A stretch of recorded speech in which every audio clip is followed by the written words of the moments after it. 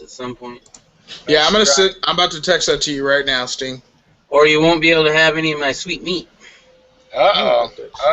You got that sweet meat, huh? Well, we're trying this again. This is Chris's first Sunday chat. He's doing it. Technical difficulties in the first one. This was just me helping him out. We're rolling. Yep. And look at that. We're rolling. We already have 5 viewers. It's working.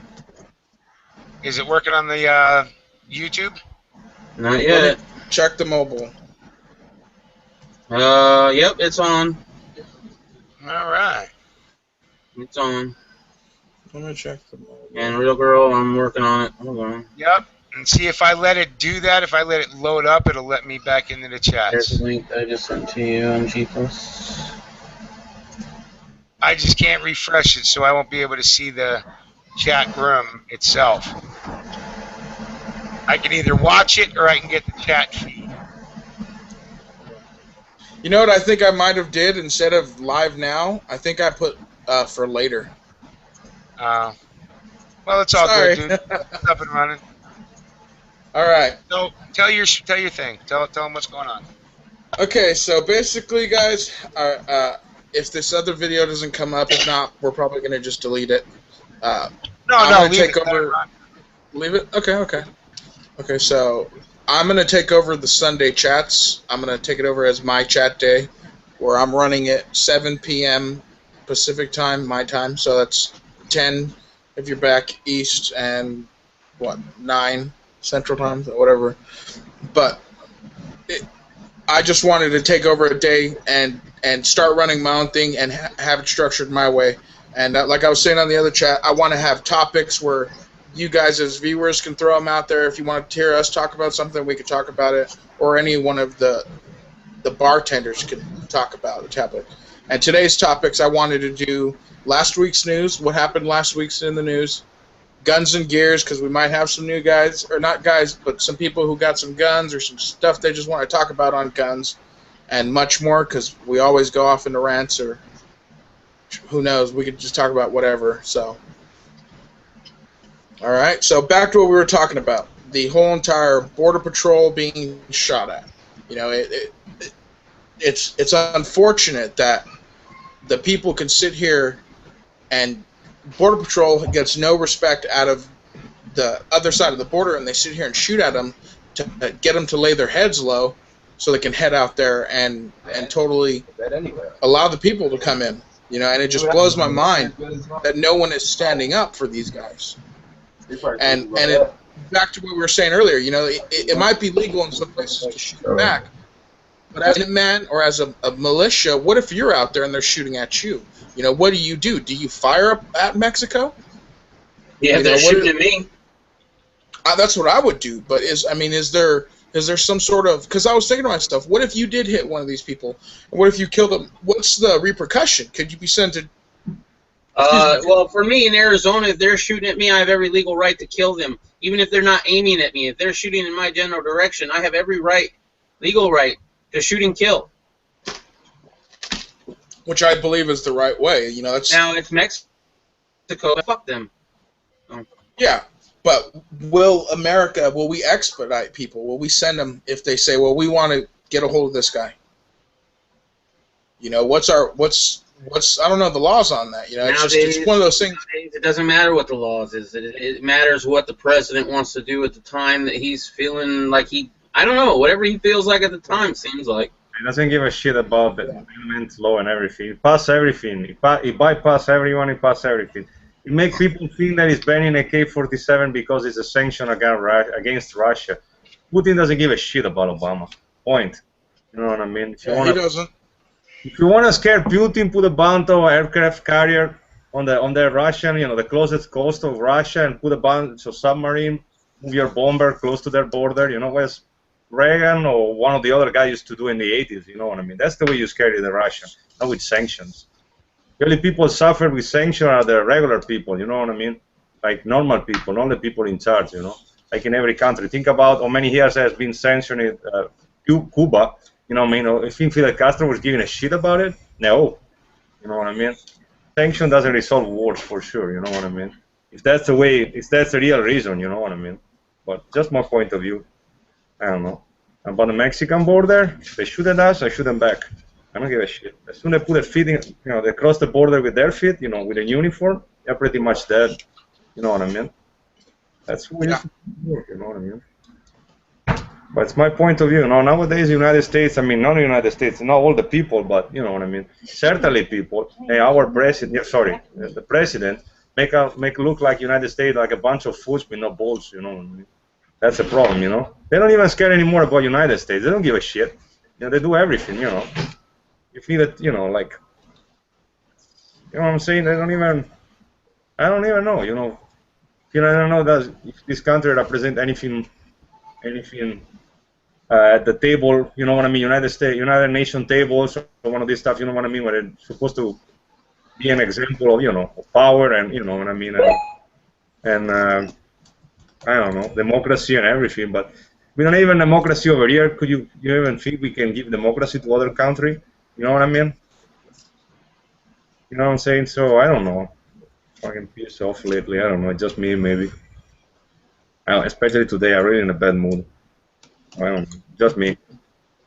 No, there's nothing wrong with it. Everyone's going to have their mood swings. Another thing I was reading was Luis Guterres to La Raza, Obama assured steps to stop deportation of our people.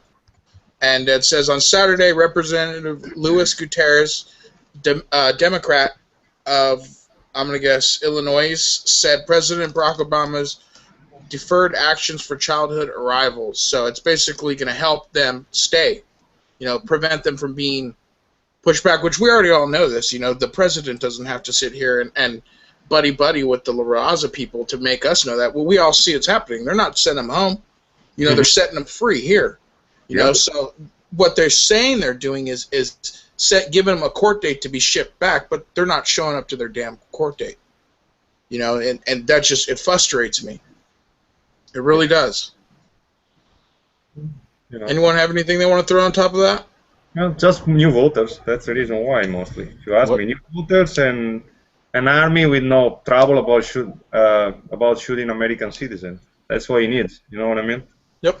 The reason is sending pink sleepers, how they call them, pink. You know what I mean? That stuff to the army guy and keep, doesn't take care about the veteran. Doesn't give a shit about citizens. You know what I mean? You already know in the army, I'm guessing most of the army people or army in whatever rank defense won't join them if he asks them to put a martial law or anything.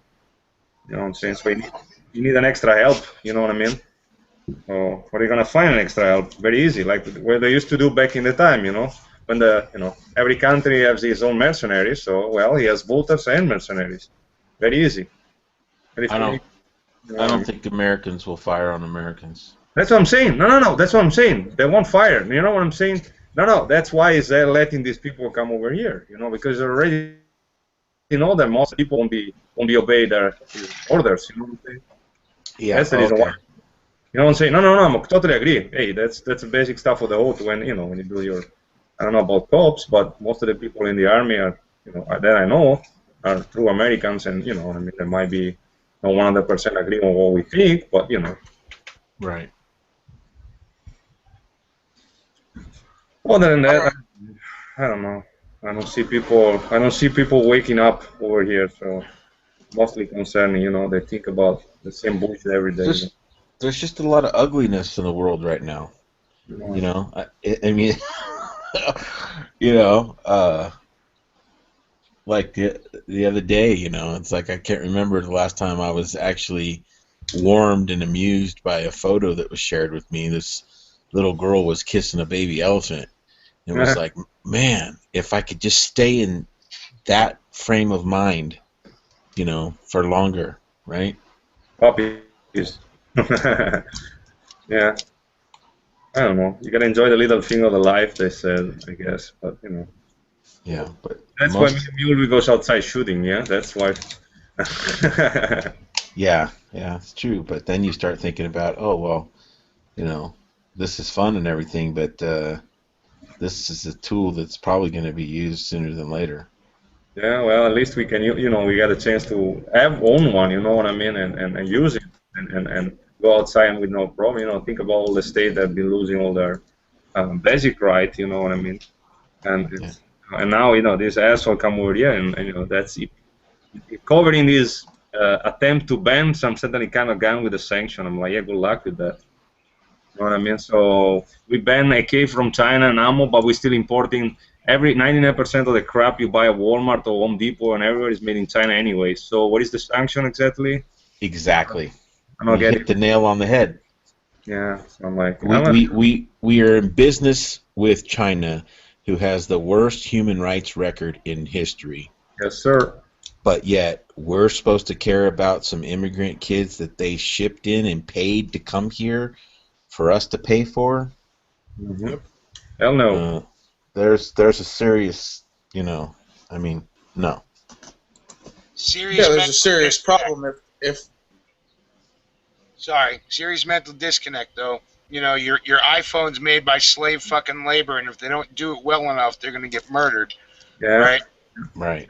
But I can't have Chinese ammo. Yeah, and then when they complain at my work, but this screwdriver broke up after 2 days. Well, you didn't. I mean, it's a joke. I mean, I say, well, sir, they didn't give enough rice to the kid. Oh man. I'm honest, I don't get surprised. No, I told them when they asked me an hammer, is that any good? It's $5 hammer, sir. That's an East Wing. It's an hammer made in Illinois. You're gonna buy, your grandson is gonna still using it. You know what I mean? Because that's one of the few tools still made in the United States. Most of the power tools are all made in China. So what's the point? What is the ban? You know what I mean? Oh wait, but we're not buying guns. Oh sure, well, China with the money they're making, they're probably buying guns. They're probably killing people, in their own country. You know what I mean? Well, hell, if it's all about the children, right? Let's put lead in bullets instead of in the paint that your toys are coming in, and your kids are dying from lead paint poisoning. But even kill your dog. If you don't like lead, let's fill it with steel.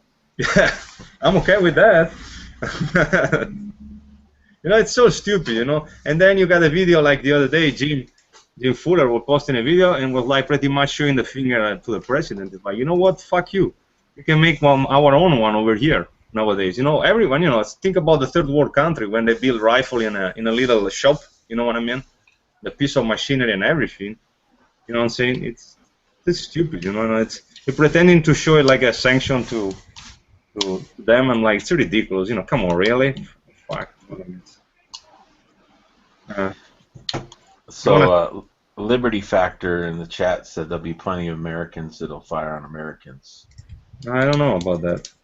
Well, that depends on what he's saying. If he's saying that there'll be military Americans that'll fire on the American people, I think there won't. Yeah. Will there be Americans slaughtering other Americans because they're scared and they're in the way or they pose a threat? Yes, I think you're absolutely right. No, not just that. Cops were already slaughtering us, right? And like I was saying in the last chat, right? Homeland Security is patrolling our streets and not our fucking borders, right? Because Homeland Security has nothing to do with fucking securing our homeland. It has everything to do with controlling us. Will Homeland Security shoot on us? Hell yeah, they will, right? Why isn't Border Patrol shooting on those guys shooting at them? Border Patrol doesn't have any ammo. Border Patrol is... Probably. And I'm not fucking kidding you. No, I know. I don't mean to laugh. It's almost like a knee-jerk reaction to laugh when something's so preposterous that I can't even comprehend what you're saying. But I'm not kidding. Yeah. There's no joke in that. You can go find out. Border Patrol guys are bitching they don't have any fucking ammo for their rifles, and they're told they're not going to get any until 2015. Wow. Right. So here we are. The government just spent how much money buying up how much fucking ammo during a fucking crisis that they started, right? And yet the people that need it, the fucking Border Patrol, don't have it, right? So who do you think Homeland Security is for? Are Americans going to shoot on Americans? Fuck yeah. Is it going to be the Army? No. Why do you think they're ready to start another war to send the Army overseas so that way they can do whatever the fuck they want to the American people? Same reason why Hitler started invading other countries. Why? Just because he wanted their treasure and shit and take over the land? That was a big part of it, but a major part of it was to keep the Army out of Germany. Right? Because you can have a nice big army and a giant empire if you keep them out of your home country. Right? Look at Rome. Rome did the same thing. right? Constant war. Everybody's outside the country fighting the war, so they can't be dissidents fighting the government. Same principle, okay? And Homeland Security and the cops and all this militarization of the cops is not for anybody but us. And those fools that are out there that aren't awake yet, I'm at the point where I'm the fuck them, you know? Fuck them where they breathe. I'm storing up on ammo. I'm going to blink every now and again to keep my skills up. But after watching that shit with that guy getting choked out in Staten Island, and the cops not giving a fuck. The only thing the cops were worried about, the only reason why they didn't say that guy was dead after they just fucking killed him and act like that man was dead, and they told the ambulance crew to come in, don't act like he's dead. Don't say a fucking thing. Right? Because they knew if they had, that crowd would have turned against them and fucking slaughtered those police, or very well could have. But these days, most sheep ain't gonna do anything but go, bah, bah. Sorry.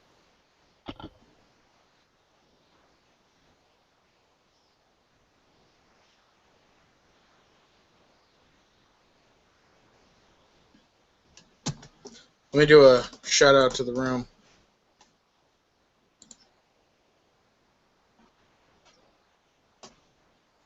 Are we still live? Is anyone else there? Yeah, I just muted myself. Okay. I was like, I'm taking over your shit, and I'm not. It's yours. So, sorry, buddy. What's up? It's all right. It's all right. What's up, Dooley? What's up, Joel Sweatman? Thrill and Kill Boys. What's up, SKSU Gold? Mind Fucked Matrix, I believe, is Nintendio's out there. What's up, Riddle Girl? What's up, Joe?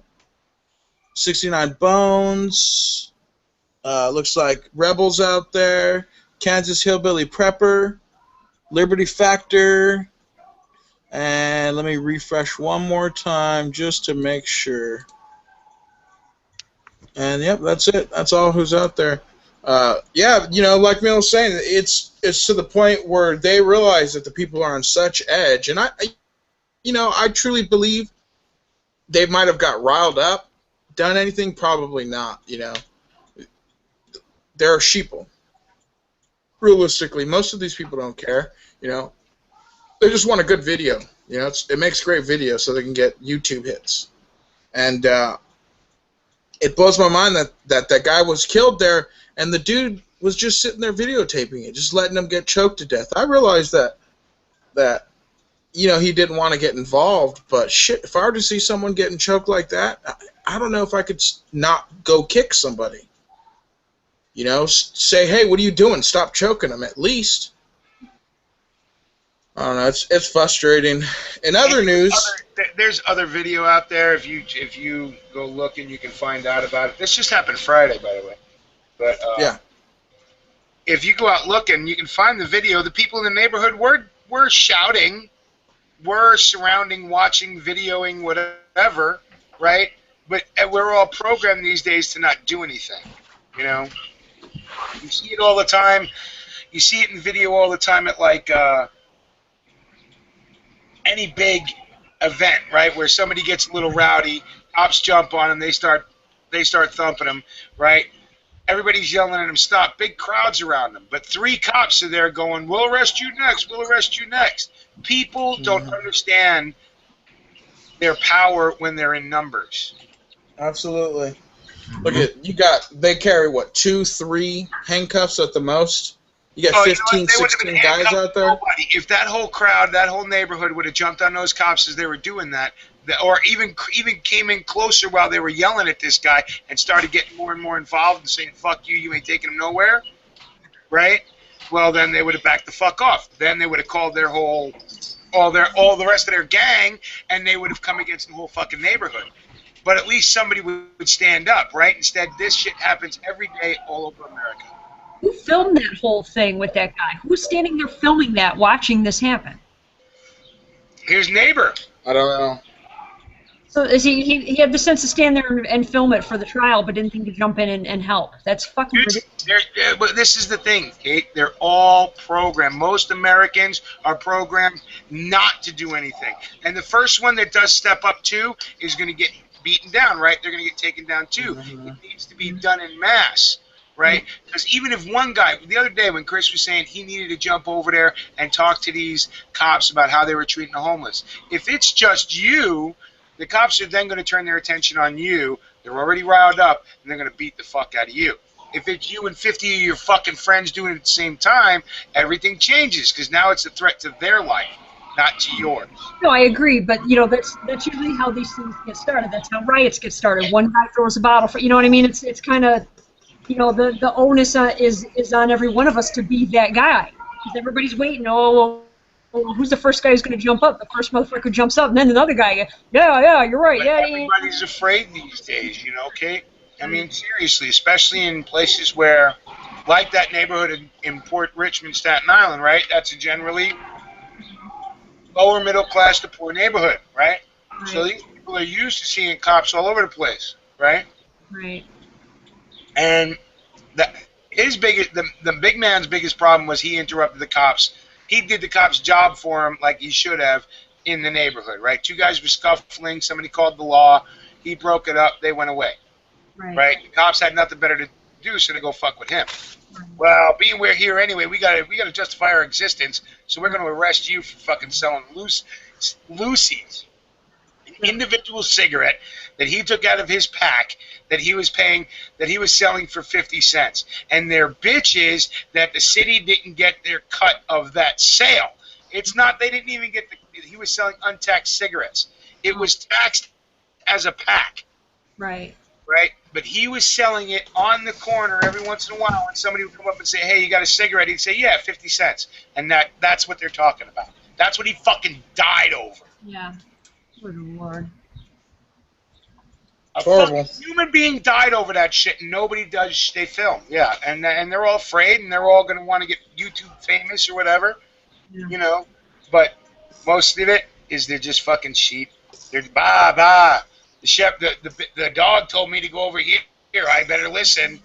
Yeah, I couldn't stand there and watch somebody get choked, even if it meant getting my face bashed in. I could, you know, for the rest of my life, I'd be like, well, I videotaped it, so later on, you know, I raised awareness. I'm so sick of that shit. I raised awareness. Fuck you. I raised my finger to your awareness. Awareness doesn't mean shit. You know, the guy's still dead. Yeah, and this is where fuck all those cops too.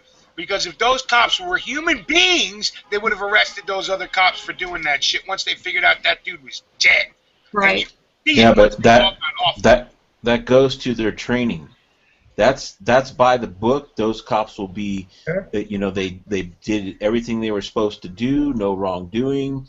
Here's a nice paid leave, vacation. You're all cleared. Bullshit. Here's your That weapons. cop's going Come back to to work. If nobody else goes to jail, the one that choked him out is going to jail.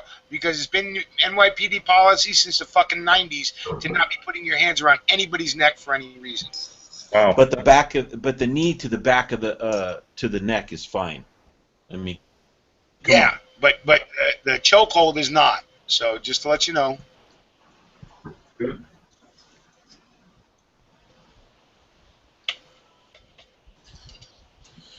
Yeah, it's an unfortunate event, no joke.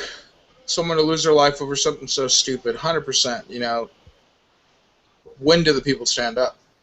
Simple fact is that. You know, I guess it, like Fabrizio's wife, I'm gonna guess, was saying.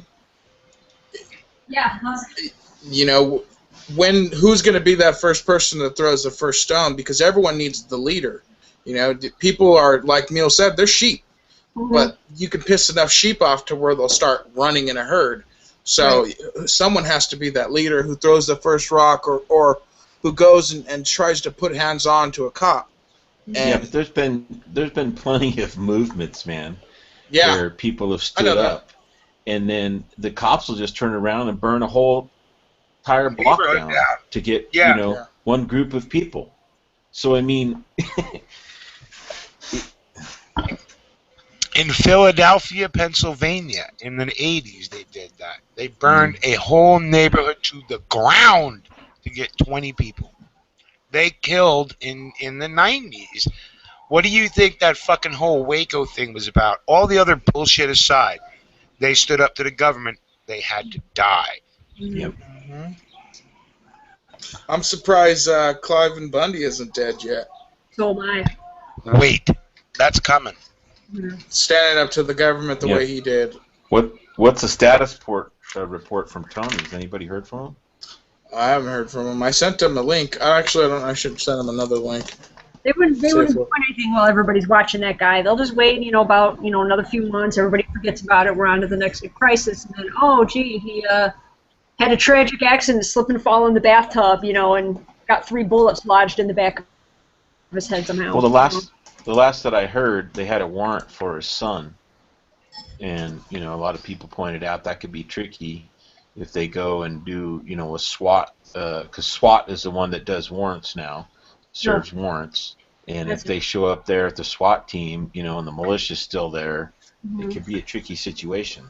Yeah. Well, a lot of people are not buying, me included, this whole warrant situation that shows up now months later, right? When in the middle of the shit, they weren't going to whip that out if that was true. We have to go in there and you people need to leave. This is a legitimate warrant for this guy's arrest because he's a whatever, right? But now out of the blue it's coming up and it's, this guy's long-term blah, blah, blah, and here's a warrant out for his arrest. Fucking dude was on TV talking straight at you. Stood right in front of federal officers' faces and cops. Stood right next to the goddamn sheriff. Where the fuck were those warrants then? Yeah, right. Yeah. Yep. Well, that whole big stink they made where they, try to paint him look like a racist, that didn't really stick. So it's like, well, shit, what else can we do? Well, we'll just go after the rest of his family then. Fuck him. Yep. What's up, HDP? Welcome. Evening, Sensei. Oh, look, we got the Northern Nevada Dragon in. That's awesome. Don't we always have the Northern Nevada Dragon? What are you talking about? Well, not when I'm around, we do. Northern Nevada Dragon. Nah, he don't count, dude. I heard you wanted to start the Northern Nevada chapter. What are you talking about? What am I missing out on here? That's me throwing Rebel under the bus. Yeah. It's like the Northern Nevada chapter's been established long ago, I thought. So did I. That's why I was like shocked and surprised the way you put it. But yeah.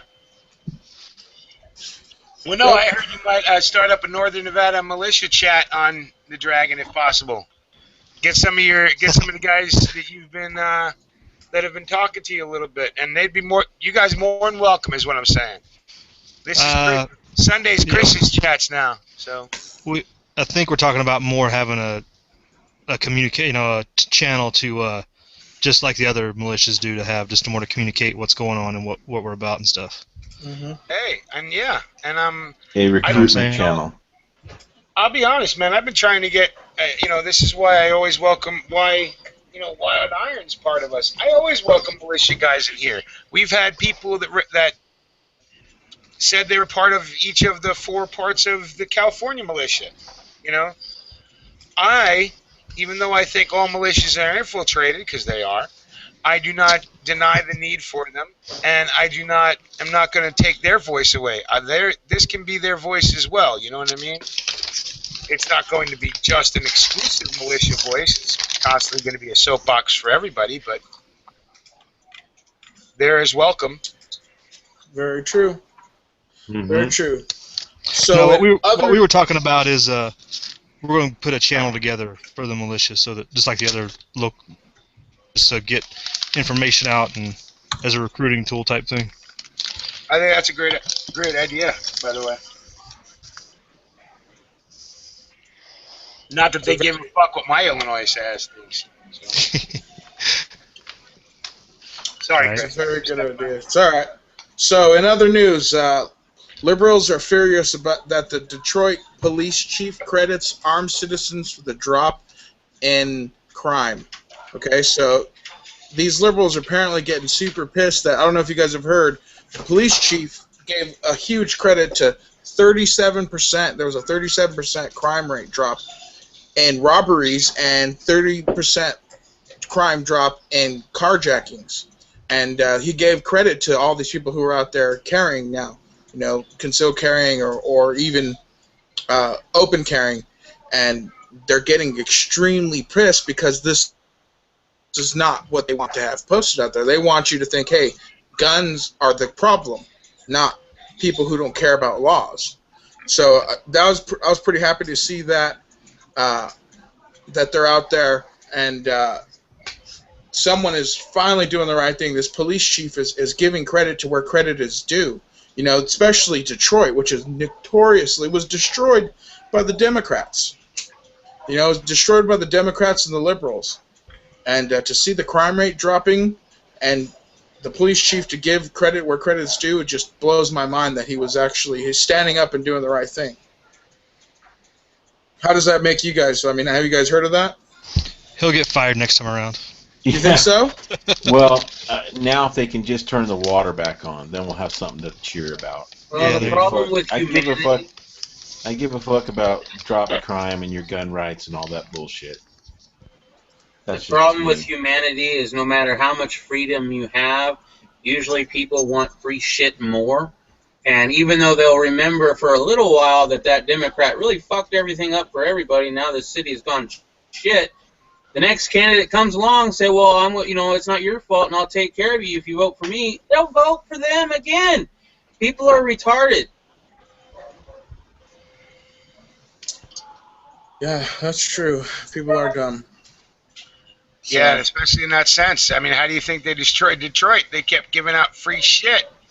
They kept increasing every fucking entitlement they could, even while businesses were bailing on them like they were rats on a ship. You know, instead of taking care of their financial house, they figured the government was going to keep getting, Uncle Sugar's tit was never going to go dry. So...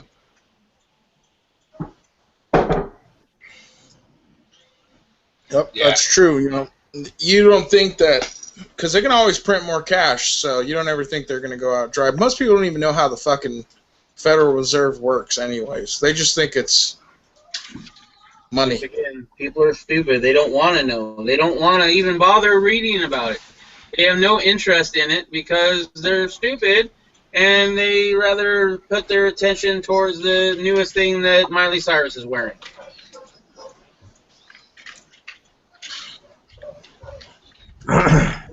Very true.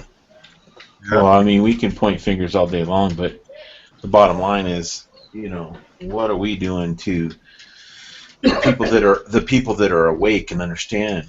What are we doing to change it and make a difference? I guess having this dragon, trying to open people's eyes up, I talk to people.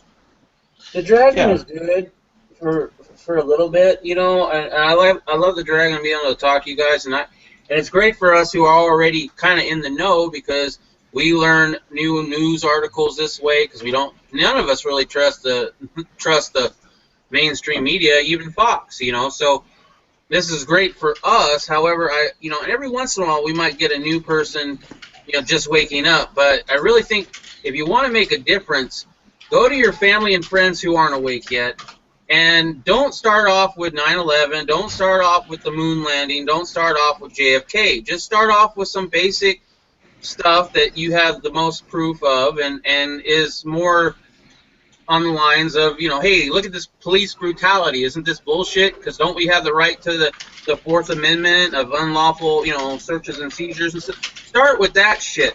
And you'll see that by planting that seed, it'll grow on its own, and they'll look into other shit, and they'll convert themselves or wake themselves up. You don't have to start in with 9/11 or anything like that.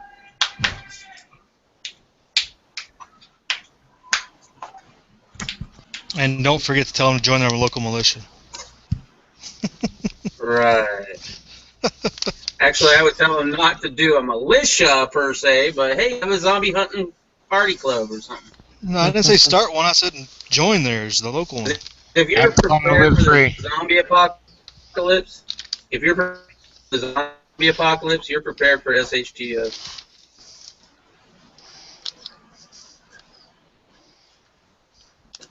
Yeah, I don't know if I could It's easy to turn off new people. Oh yeah, very easily. It's really, I have people in my own family that think I'm batshit crazy. Just because I choose to own more than one gun. What do you need 3 guns for? I've got 7 arms. You're a terrorist. That's fine. Yeah, that's what I'm saying. Like, you know, people think that way. People truly think, what do you need more than a shotgun? You know. So what's going on in the news that anyone on this the Dragon feels important? Has anything came across that you guys feel like, man, why haven't we covered this yet? Bro, I don't think anybody's gonna say anything. When you got up, they got a nice shot of your wife's legs. Oh, sweet. You guys see that? Where's the wife's Yes. legs? That Now we just got- took everybody's mind right out of the news. Just letting you know. Don't hate me because you ain't me, gentlemen. Don't hate me because you ain't me. All right? That's what I always say. And with good But yeah, cause. you know. Thank you. Thank you. So, what, you know, has anyone else, anything been bothering anyone? Like any of this news? You know, I know that it seemed like that guy that died, the guy who was killed in New York, that was a pretty hit a soft spot for you, huh, Neil? Fucking A, it did, man. You know what? I grew up on those fucking streets. I bought fucking weed on that street. Seriously, I used to go to this Jamaican fucking album shop, and they had the best fucking weed in the city, and cheap. You know, I mean, you didn't go on Staten Island unless you had a good reason to. But you know what I'm saying? I'm from Manhattan, Queens, and Brooklyn, so Staten Island was like, you know, please. But yeah, man, all over the city, these fucking cops pull us everywhere, not just there, right? All over the city. Once you move out of that rich ass Manhattan, right, out to the boroughs, everybody else is shit, and they're treated like fucking slaves, you know. And you just saw it there. Those cops did not expect this. You know, he got taken down because he talked back to a cop. He talked back to a cop that couldn't come up to his fucking man tit. Yeah. Well, guess what? You know, the DA is looking into it. Yeah, now why? Because the city fucking blew up. That's that. If they didn't jump right out, if De Blasio didn't jump right out and say something, he was about to go on a fucking month-long vacation. He didn't jump out and say something, right? That city would have started burning by the end of this. By this fucking weekend, it would have been burning. What happened to see something? They should do it say anyway. something? Yeah, they should do it anyway, but they don't. You know what happened? Right after that, every fucking police station in goddamn New York City headed out to the boroughs. Every black neighborhood got checked. Every poor neighborhood got checked. They had cops out there in fucking force. I can guarantee you, because that's what they were expecting. Because they knew that once that video came out and that shit went viral, the city could go crazy, right? And people are pissed. People remember Diablo. They remember Abner Louima. They remember that kid who they threw a toss-down gun on in Brooklyn in January, right? They remember all that shit, and that's why the cops came out in immediate force. The fucking NYPD is bigger than some national armies. So yeah, But more True, corrupt. NYPD. More corrupt. Yep. hell yeah. And What you are- know, but it's not just there, right? Why didn't they rise up when they shot fucking Oscar Grant and fucking the BART station? Right? Why didn't people rise up when they fucking took down the kid, the Kelly kid, or let those cops off? Right? We can go down the list. Why didn't, you know, I mean, fucking Albuquerque almost started on fire, but they squashed that shit over that homeless kid that homeless man out camping. Mm-hmm. Right? But did we hear about any of that shit? Fuck no. Mainstream media ain't gonna. If there was a riot over that dude dying in Staten Island, we'd never hear about it. You know what the biggest problem is? Is they never apologize. They never like, oh, we were wrong. That never happens. Yeah. Because they're not wrong in their eyes. That's the problem. That's statism. The state is always right. That's a problem. Some people are more equal than others. Those that the power of the state think above the law, and Judge Dredd persist. Yeah. Yeah. And every cop thinks he's fucking Judge Dredd these days. I don't have to know the law. I am the law. Well.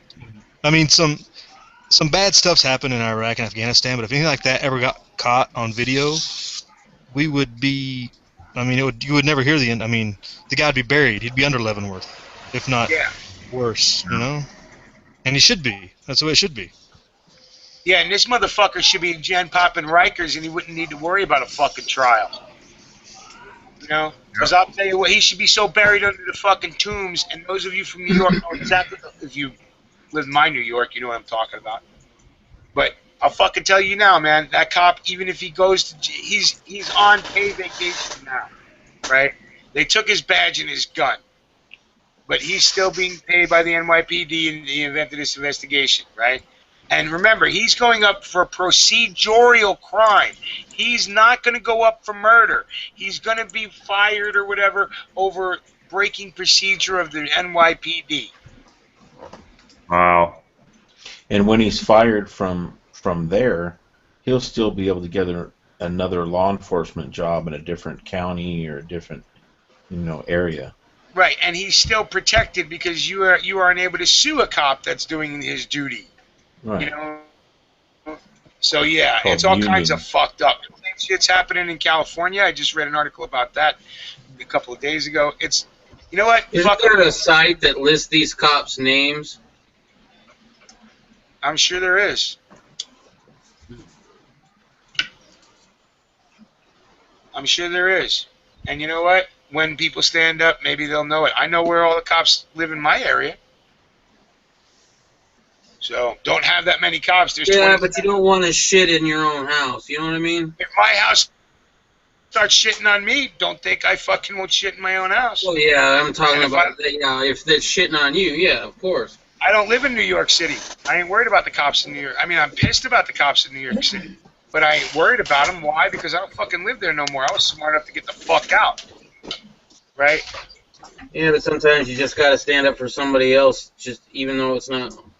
Oh, I'll stand up for. Let me put it this way: if the cops were beating somebody down at a car show here, right, or walking down the street here, yeah, I'd stand up. I wouldn't have no fucking problem with it, right? Knowing that most of my neighbors would do like that clown did, that when that cop was beating up that lady in California, right, punching her face in, and somebody came over and helped the cop. Yeah, I know most of my neighbors would probably do that. Because they've grown up in small-town America, and they think the cops are their buddies. They think that Joe Cop is their friend, right? But I grew up in that neighborhood where that shit that cop did to that guy is nothing fucking new. And that's the problem in New York City, is that's nothing fucking new. That's the way every cop rolls in New York City, right? If you question their authority, you're getting locked up. Unless you live in, except in Manhattan. And that mainly means, the richer parts of it. Mm-hmm. Then you can fucking question the cop, make him get his supervisor there, and make him get chastised right on the spot. If you're part of the elites, everybody else, fair fucking game. You're going down. And yeah, there's nothing I can do for that poor bastard in Staten Island. But I know in my neighborhood, if the cops started jumping over one of my neighbors like that, yeah, I'd go a whole different way. Here now, where I live.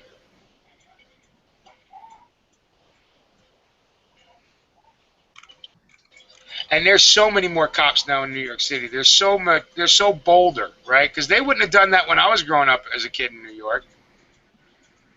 Okay, there weren't that many fucking cops. They definitely didn't look like fucking midgets in shorts with their badass tattoo on their elbow, because I'm a badass at fucking 5'4".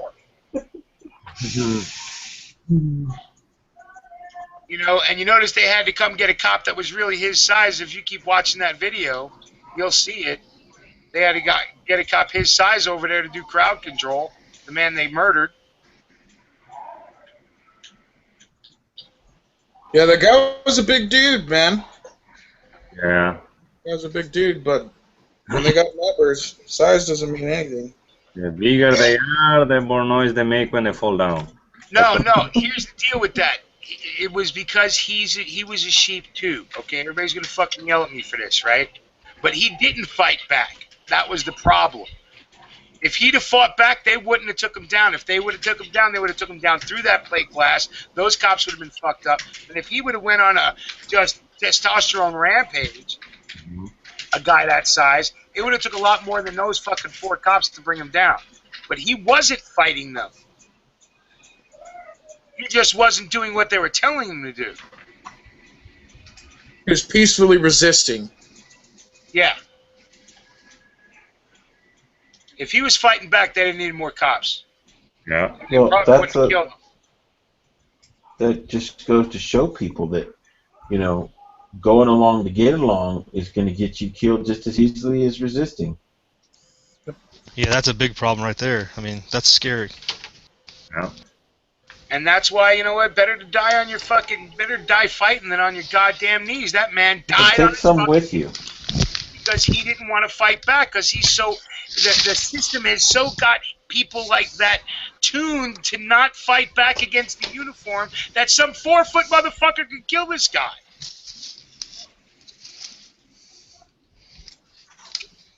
You know, that ain't fucking, you know, David taking down the giant through balls. That's the giant laying down and letting his head get chopped off because they said to. Yep. Mm-hmm. It's unfortunate how pain the people are now. You know, what happened to the 94 days? Or when was the Rodney King shit? You know, the last time cops did this It to was a 94, I black think. man? 93? Yeah, I believe so, yeah, something like that. Last time... Oh, 92? That's when it was, yeah. The last time something like that happened, you know, look at what happened in L.A. They were sick of it. Yeah. You know, look at them now. Let's share it. Let's go ahead and click that share button on Facebook. All right, I did my... The only time people are going to riot these days is when their fucking team loses. Yeah. Or wins. Los Angeles, they'll riot if they win. So, win or lose, they're rioting.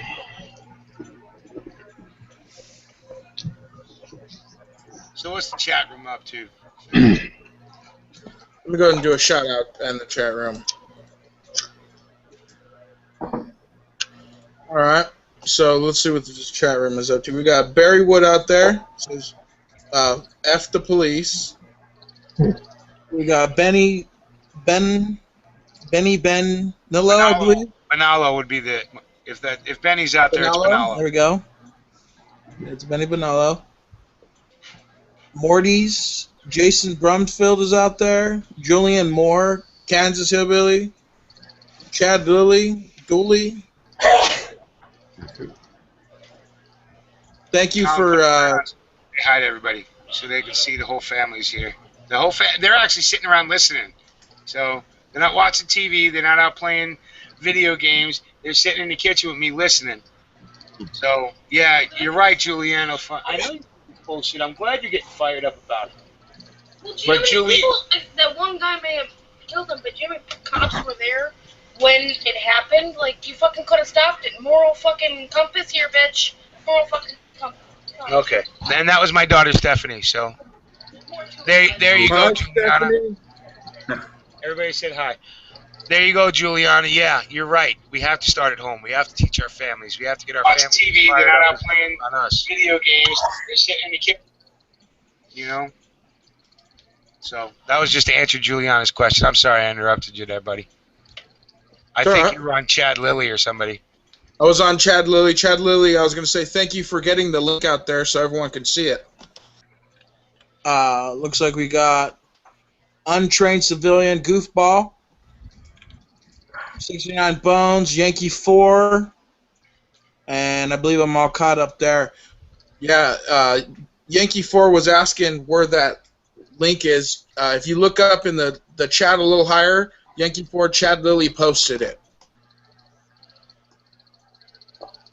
What else? Copwatch used to have, but it's been years. Copwatch database is permanent. I sent Joe a link a while ago. Cool. I'll resend you a link, Joe.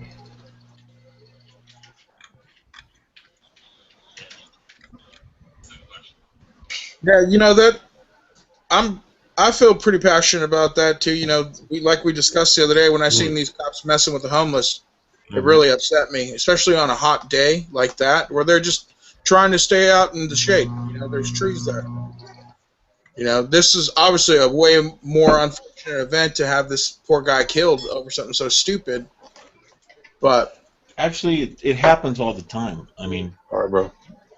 you know, I mean, not to make light of it, right? But it happens all the time. yeah, it's nothing new. You know, it's happening on a daily. Somewhere, it's happening, and we don't always get to see it or hear about it, but it's happening. Yeah, and then when you got people who stand up against them, and God forbid do harm to the police officer, you get 1 million people standing up saying, "Look at how hard these cops are. Look how hard they have their job. They're just like soldiers." Are you shitting me? They're like soldiers? You know, I seen a post about that today. You know, somebody was saying, "Oh man, this cop got shot at." It's like serving a tour over in Iraq or Afghanistan. I'm thinking to myself, really, someone shooting at this guy once in his life is like serving a tour where there's people blowing shit up in front of you? Really? Come on. You know, it's one of those... Cops get paid better than the soldiers. And they don't have as hard of a job.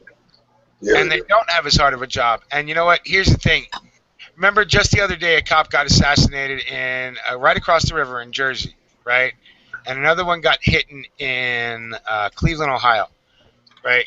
And you hear these communities rise up and talk about how this is not allowed, blah, blah, blah. The cops are there to protect us, blah, blah, blah, right? Going to have big parades and all this kind of shit, right?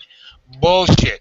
If more cops were dying, more cops would stop killing us, right? And that's just a simple fact. If they were as afraid of us as we are of them, then they would stop treating us like we're fucking second-class citizens. They would stop going to the gun every single time. Yeah, I don't think that's true. I don't think that's true.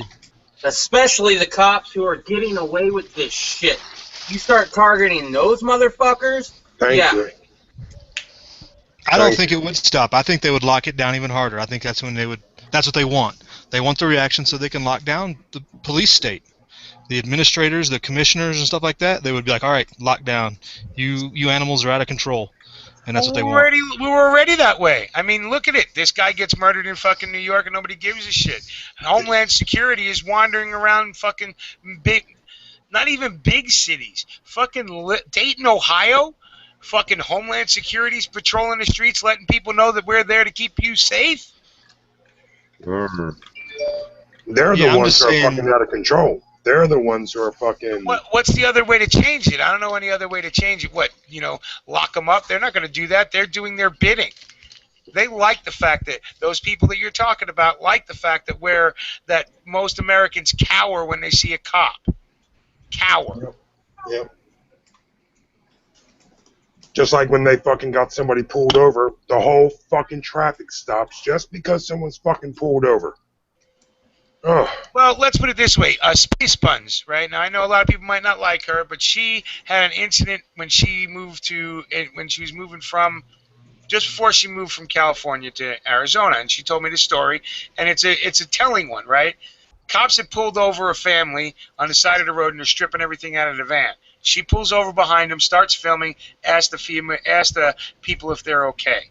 Right? The cops said they were looking for dope and drugs and all that shit, right? The standard side of the border, any road within however many miles of the border, they're going to search you if they want to. They didn't find nothing. They send these people on the way, but they fucking arrest her and charge her for stopping on the side of the road and causing an endangerment. Wow. And she had to do community service over that shit. She's got a good heart. Space Bun's good people. So... and she's got it on video. Go check out her channel, Space Buns. She's got that shit on video. She said she was going to unlock it now that all the legal shit's done. Because they took it, and they used that video against her in court. Wow. Unreal. Doesn't surprise me. Yeah. Just like in California, they pulled over that guy. Wow. That kid on the motorcycle. The guy who served, who got shot. and the fucking officer didn't even know the citation, didn't even do anything wrong. Mm-hmm. Pulled the guy over for like 30, 40 minutes for nothing. For nothing. Guy was like, dude, I served this country twice. I've been shot at. Took his shirt off, showed the fucking wound. He said, dude, you ever got shot at, officer? Have you ever been shot at? I mean, they just take advantage every fucking day. Murdering, killing. Just whatever they want. Whatever they want. And they get away with it. Go blue, go.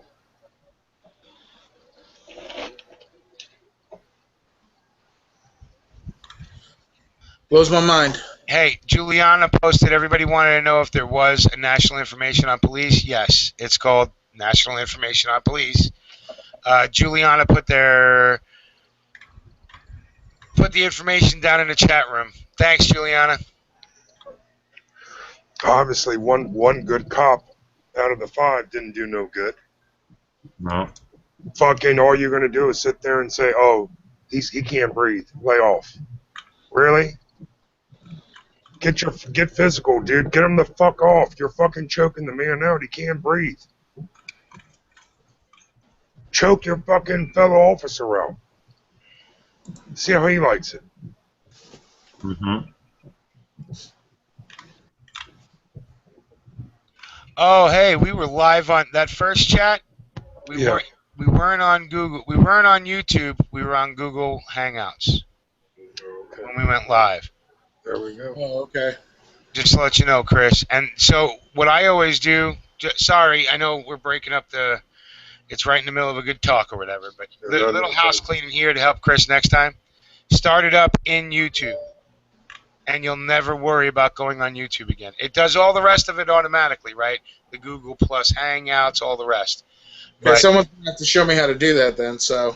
Well, you know how when you go in, like I told you before, how to get into the Green Dragon on YouTube? Uh-huh. So you get into where you're acting as the Green Dragon on YouTube, go to Uploads, it says Start a Google Broadcast, Start a Broadcast, whatever. Click on that, and it'll set you up with that thing. All right. So, because Joel Sweatman just sent me some links telling me that we weren't on YouTube, we were on Google Plus. Which sucks, because I had a great rant there going in that one. You had an amazing rant. So go back and listen to it if you can. Listen to his first attempt. It's only 15, 20 minutes long, folks. Not that long. Yeah. Like Neil said, I just don't know. I don't have an answer. I don't know what we can do. I don't know what can be formed. We were talking earlier, Jason and Chris, we were talking earlier about it for a little bit, but and Joe, I just don't have an answer. I don't know what we can do. The message is out. It's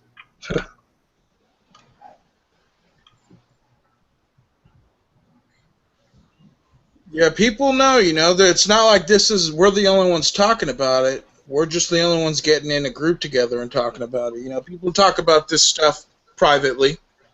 Obviously, if it's going viral, people are talking about it. They're just not gathering in groups and saying, well, what can we do, Oh, they try. They're taking the video down. Fucking everyone's seen it. I don't know why they did that. It's not like the world that hasn't seen the fucking video. Mm-hmm. So we'll see what the outcome is on this fucking one. We'll see how many vacations they take or where they go. Or I'm sure they'll all have a nice get to go to Disney World and on our dime. They'll all get to go have a little break. Yep. Come back. That's how it works. And murder some fresh meat. That's how it works, unfortunately. So, hey, if you don't mind, HTP, do you want to talk about the Saturday protest and how it was out there for you? Yesterday? And I only got there for a minute. I got the video made. I got to download it. But, I mean, I got there early when they were just getting started at like 11. And I was there till about 11:45. There was probably started off with 20, got up to about 40 before I left. various people got it from different locations. That was good to hear. I was asking people where they had heard about the protest from. Did various social media, so it wasn't just off that website, or we got spread around pretty good. It sounded like. But I wasn't able to come. Tried to go back at 3, but the weather moved in and they all moved out because they were supposed to be there till 4, but the lightning and thunder and everything else was coming in, so everybody did the smart move and cut out early. But unfortunately, it's kind of the crowd you get is kind of the similar. You see a lot of protests. It's the older people that are, not quite as occupied with other things. So they're engaged more with what's going on with this type stuff, Yeah. There was a couple of guys that showed up about my age, but I didn't see any of the younger crowd, except for one guy that stopped by to heckle them and give everybody a hard time. Yep. Same thing with me. I went out to Saturday to Marietta, and there was maybe 25, 30 people at the most, and Pizza and Tilly was out there recording, as well as a couple of local news reporters just doing what they're doing. And only people that were young besides myself were people out there heckling. So, everyone else was an older crowd. Got a lot of response, good and bad. A lot of people flipping us off. A lot of people honking their horns in support. So, hey, man, you should be proud. Everybody thought you were #1. We had quite a few horn honkers. I got that on video. That's some of it, I think. A lot of the truckers were honking. I think you get a lot of good response from the trucking community. Yeah. Well, they've been NAFTA burned the trucking community so bad, they're all in support, right? Because now the Mexican truckers can come in the United States and drive wherever the fuck they want. Same with Canadians. But it's funny, when I hear how the youth are standing up to fight us, right? When I was a kid, you were always supposed to fight the man, right? The man was always those in power, right? Now it seems like these days, the only people that are standing up are fighting for those in power. Even when they try and act like they're not, right? The other day I watched Bill Maher did a rant on the military police state, and he's bitching at the Tea Party people. Why aren't you guys standing up? The fuck do you think we've been out here doing, you fucking liberal idiot? They look at the Tea Party and they're like, well, you've been supporting the military-industrial complex. No, we haven't. You haven't been listening to the liberal argument. And then most of them don't. They don't want to hear from us. They're thinking they're coming up with these new ideas. They don't. We've been talking about it for years, the police state and everything else. But we have tinfoil hats, right? Now that it's become the cause du jour, love you, drive safe. Now it's okay for them to talk about. Meanwhile, they're the ones that are supporting it. Who do they think is in charge? They are. That's what cracks me up about people like that. Your dude's in charge. Obama's your dude. All these liberal fucking mayors are your guys doing this to your people. Yet you're going to stand with the oppressors? You're going to stand with the people that are fucking bringing in, smuggling in children from their homes, and you're going to say that you're going to stand with them? These are people destroying families, and you're going to stand with them. And then scream, it's all about the children. It's all about the children. It's all about the children. It's all about them little kids. Well, what about all the children the fucking Planned Parenthood put down every year? Yeah. But if it could just save one life, then maybe. Right. You mind if I talk something good for a second? Hey, Sting. Yeah, what's up? You got in on the AK craze at perfect timing, didn't you, buddy? Yeah. I did kind of luck out and have the right amount of money at the right amount of time. That's what I told him last week. Oh, yeah, dude. Well, it's gone nuts since then. Good price, good time. Just about every AK, even washers, have jumped in price. Really? Yeah. Yeah. Oh, wow. Good to know then. Well, see, it wasn't that bad. I got my one just in time, too. Mm-hmm. Oh, no, you could have bought 5.5 of the ones I got for that, that one you got. And my one I can shoot without even look at. Right. By himself, I can tell him, shoot. It doesn't. And it's going to hit what it aims at because it's been touched by Jim Fuller. See? Which, speaking of, I don't know if you guys have seen, Jim Fuller's got announcements that they're talking about having a 100% American-made AK coming out soon. Yeah. That's Fuller's version. There are already 2 others out, right? Yeah. Century does that steel, that milled receiver build. That's 100% American-made, and that one's pretty good actually, right? And then ISO, they put out some American-made ones. The ironic part is built in America, but Americans can't afford it. Right? Yeah. What I'd like to see Americans do is start putting out that cheap steel ammo, but I don't see that happening either. Well, maybe you can ask some other country, whatever you spell it, Philippines, Filipinos. those guys, Filipino. those Filipinos. I don't know, the guy, Filipinos, or whatever you spell that. They make, That's right. You get a pass. Make it fast, okay. I know, but it's still funny, okay? Come on. Filipino is male, Filipina is female. See? Okay, see? So what's Filipinas? Philo-penis, about that. Anyway, Armscore makes pretty good ammo. I mean, I don't see why we don't ask another third world country make some for us. You know what I mean? You got plenty of them. You got India, you got, you know what I mean? They make arsenal, you know, India makes ammo, Bulgaria, and it's, you know what I mean, Romania. Come on. I don't think it's, you know, make them with the PKs here, I don't know. I guess we can. Brass is going to be expensive for sure. You look at box of 7.62 Winchester, how much they run for. Like, and see, that's bullshit to me, because how much do we make brass fucking AR rounds for? I don't know. I agree. There are 40 medium decent one. I mean, you can find them for what Federal was like $40 for 100 round. You know what I mean? So if you compare them for the AK-74, should be pretty much the same. So you know what I mean. I don't. Yeah. But anyway, anyhow, you know, you got PAP, the company that makes ammo. We're already importing them. And it makes pretty good stuff actually. And then Tula, whatever. Tula is actually Tula is importing ammo from other countries like Bosnia, Herzegovina, and Italy, and some other country. But they work for Tula anyway, and it makes brass stuff. I bought a box of 45 they were made in Italy pretty much. Not by Fiocchi, but another company. I don't know. But you know what I mean. And they're like cheaper than like $2 more than steel case stuff. So I'm like, you know what? For $2, I mean, I guess it's okay. So, you know, making over here, I guess we can. I mean, I bet that somebody's going to wake up and start doing it.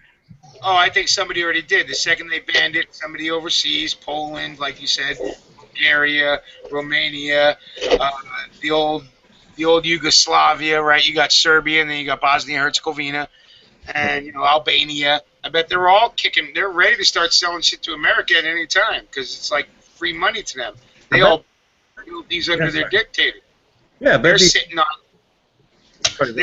thousands, millions of rounds of ammo that they had to build up for commie stores, right? Yeah, even, you know, every country, like in you know, I mean, any Eastern Bloc country, they used to. I can't believe you can. I don't know what happened to all the machinery of East Germany. You know what I mean? All the machinery they used to make 74 and ammo for. Okay, so now I'll tell you what to do. Go watch the AK Guru chat from G-Webs, and you'll find out. Because we discussed that last night on there, and he actually had a line on what happened to all that German industry. Really? It ended up getting retooled. But he gives a nice detailed explanation on that chat we had yesterday. Okay, because I know that the bayonets, the 74 bayonet, end up to be using a G36 pretty much. But the rest of the stuff, I wonder. I mean, a bunch of stuff disappeared, sure enough, you know what I mean? But it's German, I know. It's been, you know, it would be interesting, you know. The Euro stuff has been sent. Yeah, I gotta find the line. I gotta go back. I saw only part of the chat because it's actually kind of interesting. It was actually, but it's, you know what I mean. It's all. I don't know. I'm not an expert. I don't know how the ammo factory works. I don't have an idea how big it's supposed to be and. A good. If you want to know about a good way to see ammo and how they usually work, at least in the old Soviet bloc countries, watch Lord of War with Nick Cage. But you just got to watch the first like 5 minutes, the opening of it, Mm-hmm. It follows around being made from the very beginning until it gets got out of a firearm in Africa. But yeah. The movie with Nicolas Cage. Yeah, that's right. I remember that. The beginning of the movie. Yeah, that's right.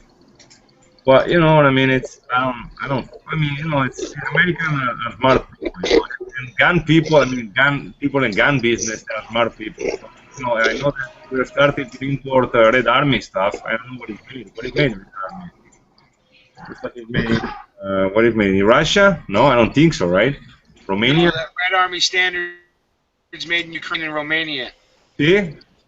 You know what I mean? Of course, it's more expensive than so they put the fancy looking packaging. But I bought. I bought. I don't know that I checked the price of the 74. They were still the same price as the other day.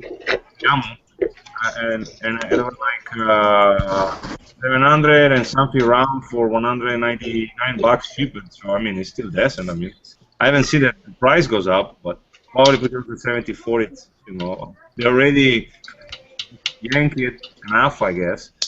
You know what I mean? So, but, I haven't checked the price of the rifle, but I don't want to even look at. Probably get scared. I have Saiga that were running already for 900 bucks. Yeah, I got mine back when they were $600. I'm pissed I didn't buy one. But the problem is, see, over here, I have to order and transfer one because I haven't seen any store around here that has them. The first guy. I bought mine around here. The stores that had them around here before all this bullshit started were still selling for $800, and I thought, well, I got mine for $600. I should wait for the price to go down until I buy a couple more to, convert and have fun with. But Gotcha. price never went down. Now they're up to $900 here, and yeah, they're running out of stock. Because the guy that I go my FFL, I think he has a Bulgarian AK, 974. Has another rifle. I don't remember if it's a Vapor or a Saiga. I gotta check. Was a Saiga the other one? I don't know. I gotta check. He has one on the rack. But was wondering, but I mean, he said he was trying to sell a 74, but he didn't have a lot of success. People don't like it. I'm like looking at him, I'm like, you keep being kidding me, right? Oh, are you talking about the Saigas? No, he has I think it's a Saiga or a Vapor. I don't know. There was one on the shelf, and then he has on the rack a 74 Bulgarian 74, probably a 104. I don't know what was the model. I didn't check. And he said that one has been sitting there for months. Nobody, I guess, was. Nobody likes the 7.62x39 Saiga because that thing has been heavily modified in order to come into the country legally, and you got to convert it 2 different ways just for it to work. I mean, you got to put a pistol grip. Well, if you want it to be an AK, you got to move the trigger group forward, which involves gunsmith work, whether you do it yourself or have somebody professionally do it. And if you do it yourself, then there's a $200 kit which is about the cheapest one you can get in order to do that. Then you also got to convert the magazine area because it won't even take normal AK-47 magazines. You have to do a conversion just so it accepts those magazines. Oh, okay. I know they gotta move the trigger because I know the Krebs buy a bunch of those Vapor and Saiga makes custom rifle. Pretty cool, actually, rifles. Yeah, and you have to put the magazine conversions. You have to put a bullet guide in it. Okay, gotcha. Right, so you have to put the bullet guide in, and that's that again involves gunsmithing work. If you're. Well, you also have to adjust the magazine release button because it won't lock in. Yeah, what I'm most surprised, then I can understand. I can see the point using it as an hunting rifle. You know what I mean? It's might be an alternative, for someone to skip some, local rules. But what I was surprised was the Bulgarian one, the 74, sitting on the shelf. The guy telling me he's been trying to sell it for months and nobody want it. I'm like, you gotta be kidding me, right? It's a nice looking rifle. I mean, it's pretty much my one before all the conversion. You know what I mean? I don't know how much it was asking for, but then I don't know, but. I bet Arsenal are not cheap for sure. You know what I mean? Right. But, I understand. Not everyone likes K-47. What you gonna do? Too bad for them. Too bad for them. And by the way, I wish less people like the AK, so it would be more for me. Yeah. You see the video about all the stuff I see what it pissed me. The shit that people get for free. There is a video, I think, post James Yeager about how much shit he got for review. You know how much shot they send in the pop with the magazine for the AR-15 magazine version. They send the 1911 copy knockoff. Then he sent me the what's his name of the gun? Car. They sent him the SIG copy, right? Yeah. The SIG, VZ or whatever 99, and they sent him one of those ones that you were looking at, Reb, that Walther clone. Yeah, the Walter clone. Yeah, the car. TP9 or TP9 or whatever it's called. The one that everybody's talking all good shit about because A, it turns out Century's giving them away to gun channels, and B, it's a well-made Turkish clone. But yeah, he got a whole fucking a box of guns. Yeah, for free. I gotta start sending an email to Century Arm. I think I'm gonna send an email to them.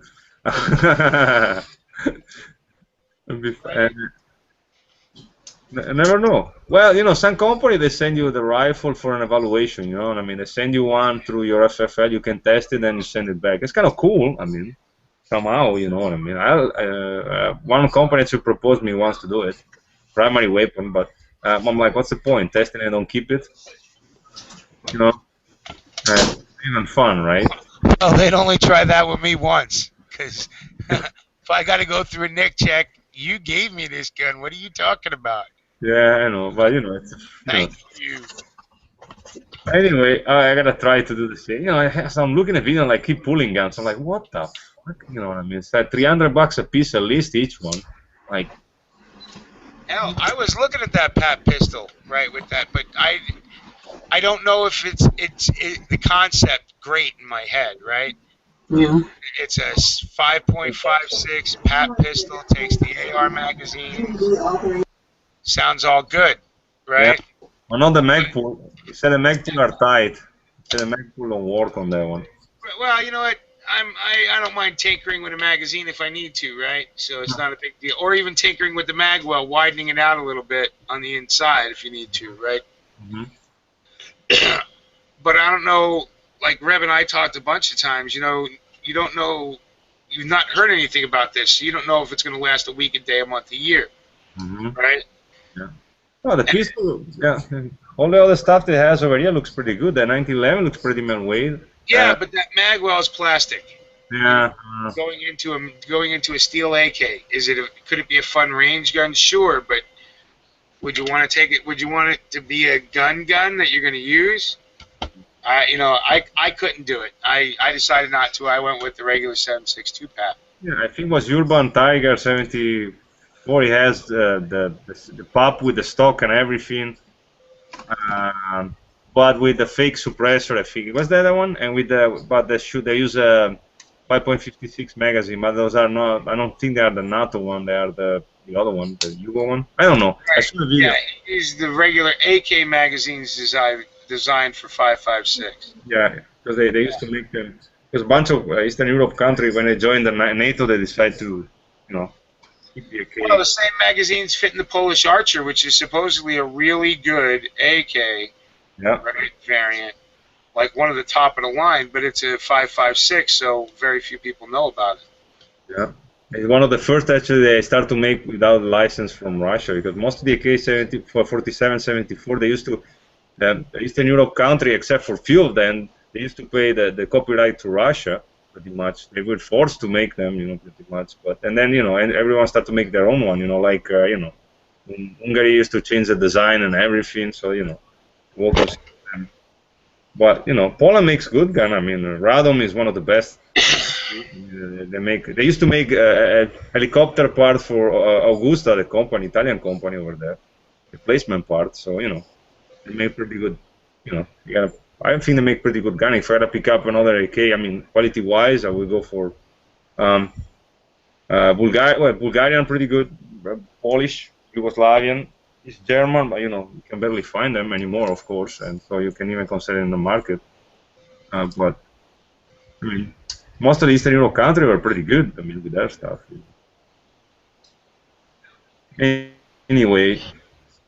Well, that's the thing about the AK, right? Once the tooling's done, any third world country can produce a pretty decent. Any country can produce a pretty decent AK if you have the right tooling.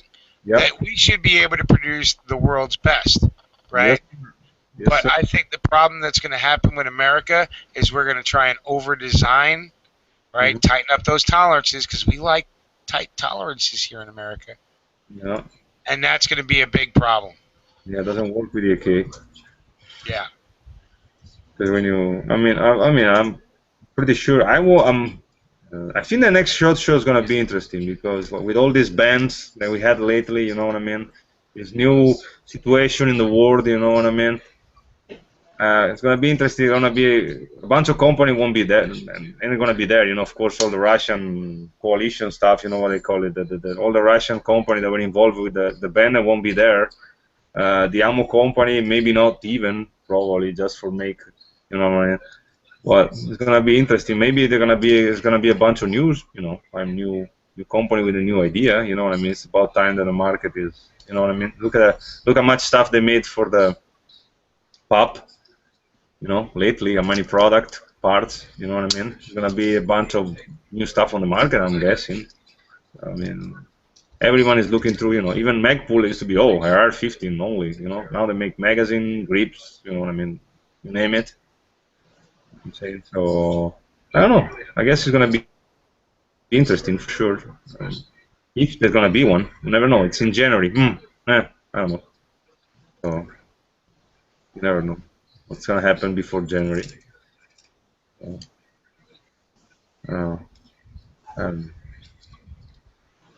don't know. When we're gonna shoot? No guarantees at all, bro. We're not promised tomorrow. Yeah, I need to shoot again soon. We gotta go every 2 weeks. I was so relaxed the Monday after. My wife was like, you know what? I feel very good. I'm feeling pretty good. I'm like, you know what? Me too. I went to work. I couldn't give a shit about anyone, you know, and And now after 5 days, I get all yanked up. You know what I mean? And pissed. Yeah, I do. And then I rode that shooting high for a good week, you know. Well, didn't we? We just went Tuesday, didn't we? Wasn't it this Tuesday? Yeah, it was this Tuesday. So I rode it till now, right? Today was actually the day I got itchy. Yeah, because we're thinking, my wife would say, oh, next time we should take the dog. Okay. What? Thinking about it, but No, I keep saying no. No, she don't want to. My dog is gun shy. I don't think it's a good idea. Well, she probably Let me do a room. All right, and I'll be right back. What's up, Candace? It looks like he left, actually. Glenn, how's it going, Glenn? Mario, what's up, Mario? G's out there in the room. Juliana is out there in the room. Morty's is out there in the room. Barry Wood. Joe's out there in the room. Dystopian, what's up, Dystopian? Wild Iron Horseman's out there. What's up, Wild Iron? Joel. Benny, and it looks like I'm all caught up. So how do you like that new rifle of yours, Fabrizio? Sorry? How do you like that new rifle? I gotta do a... Sorry, I was talking for a second with my wife. Yeah, I gotta do a video. I guess I was actually going to do a video as soon as I got any time about all the stuff. I try a bunch of new items, including the rifle on the range. I got a new air protection, new glasses, and blah, blah, blah. So everyone was asking me about it. The rifle, a bunch of people asked me about it. Even in big channel, you know, they send me, a couple of them send me a PM. Does it worth the money? Yes, it does. You know, everyone can afford it. No, guys, it's really expensive for sure. But you know, if I have to, you know, I got a bunch of them. I will probably, I don't want to say sell, but trade the 5 or 6 than one I got right now for buy that one, because it's I like the caliber. I become a big fan of the caliber. Big huge fan. Like it. Recoil like zero recoil. Very easy to. I think everyone shoot it at the range that day, including my wife and Mule wife and Mule's daughters. You know, everyone tried. So I haven't seen anybody saying that was difficult to, you know what I mean, to manage recoil-wise. Everybody loved that rifle, and yeah, they like it. You know, they like it better than the 7.62 by 39. So the next, you know what I mean. It's a pretty damn interesting round, you know. Although the second one we fall in love is the Mauser, just me, I don't know. No. me too. I like the action, and the caliber is pretty nasty. When I was seeing the round hitting the back of the range, behind the wire, what do you call it, the chain link, you can totally see the round, the 8mm round, hitting something. I don't know what was behind there, but it's a pretty impressive. It's a pretty impressive round for sure. But it's. I mean, it's. I like both of them. That's the reason why I'm glad that and I'm thankful to Mule to inviting us over there, because at least I got a chance to use them. You know what I mean? It's a nice rifle. I would recommend it. You know what I mean? People are like, you know what I mean? Especially, I heard people say, that about recoil and everything, but M4. M4 more like a rifle for a lady. I'm like, fuck that. Try a 74 and tell me. You know what I mean? You know what I'm saying? I'm enjoying more shooting my 74 than my M4, or whatever you want to call it, my R15, whatever it is. Zombie AR. You know what I mean? Of course, I still prefer the old AK-74-7 because the 47, it's a classic, Cold War era. But the 74 is actually gaining a little bit of market. You know what I mean? It's I say in English. It's a little bit, little by little. Would I buy another 74? Possible. I would actually buy. I love to buy a Krink. I mean, like an old school Krink, an AKSU 74, whatever they call it. That will be my other. Oh yeah, 74 SU. Oh Yeah. hell yeah. Yeah, even whatever. I see people building from a Bulgarian kit. You know what I mean? There is a company that makes them actually pretty. Then I'm trained of. Of course, when they are finished, they are expensive. It's first because the kit is expensive, and second, you gotta put a bunch of labor. Yeah, I like it. I'm a big fan. I mean, it's. I won't say that it's in one is. Let's put it this way. Since I started owning guns and shooting, in the last year, I probably changed my point of view about some guns. You know what I mean? And my preference are probably changed. You know what I mean? But just me. I don't. Sure enough, I wish the 74 ammo were cheaper like they used to be, but. It's an expensive hobby anyway. Now I got a new 45. I'm gonna test, and I'm gonna pick up tomorrow. I'm already crying because it's every time you buy a box of 45, it's like somebody kick you in the dick, in the balls, pretty much. Like, holy shit! Like 17. When it's something, when you buy the cheap stuff, it's $15. Otherwise, you know what I mean? It's an expensive round. Nice rifle, nice. It's. I don't know if I have any regrets. I don't think so. I'm a huge fan. I wish. And my wife, we were saying actually today. I mean, if Jim is gonna ever make an AK-74, 47, they're gonna find a company gonna start making them like in series. You know what I mean? Totally made over here, like completely 100% made over here. I will be the first man buy one. You know what I mean? Just for supporting them. Put my name on it. Spell it out in rhinestones. Yeah, you know what I mean? Engraving the name of my wife on it. I will be the first one buy one just for supporting and make and disappoint the beloved Bokassa, our president Bokassa. You know what I mean? So anyway, you did a pretty good video review of the 74. So I don't know if I'm gonna make another one. Probably, yeah, I guess. And I got some.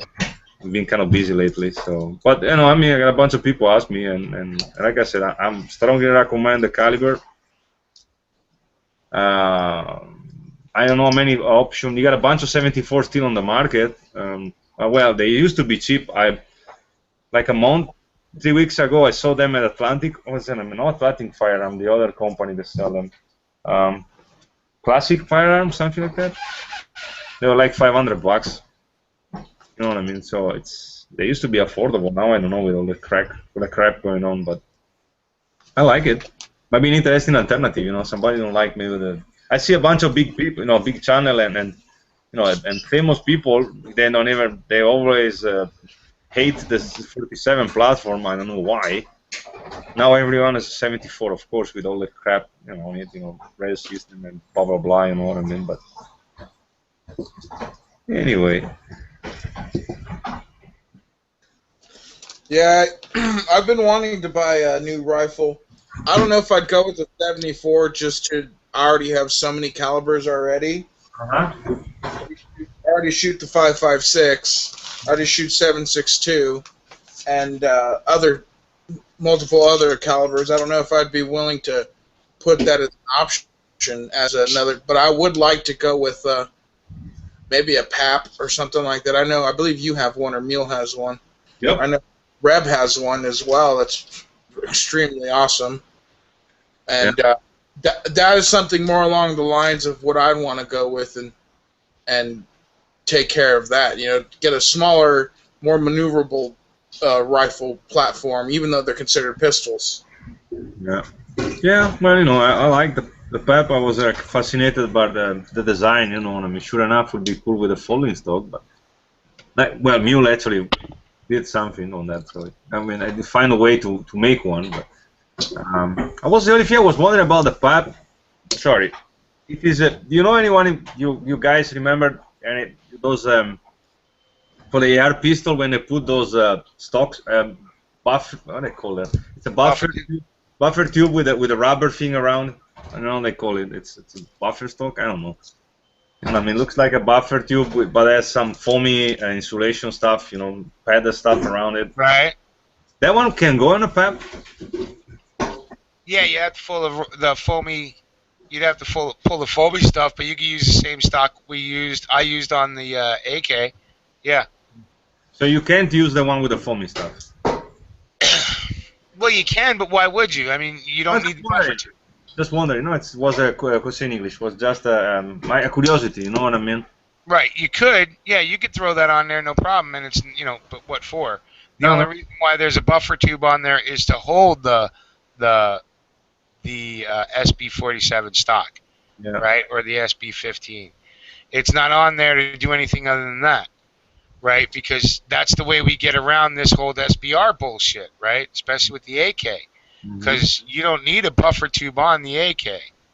Oh, no. So that's why they have to, when they sell you the SB47 stock, they sell you the bracket with the buffer tube on it as well. Gotcha, because they know already you're going to put pretty much. Yeah, I'm thinking about getting one, but I got the impression somebody's going to come up with some kind of... Well, what did Kate think of it? What did Kato, as you call her, Kato... What? How did she like the PAP with the stock on it? Squishy. She said she liked it because it was squishy. Squishy was nice. It was like hugging a pillow. It was like being under a pillow. Right, and being the barrel's not much longer, was it easier for her to maneuver and whatnot, or was it still a little long on the length to pull because of the way I had it set up?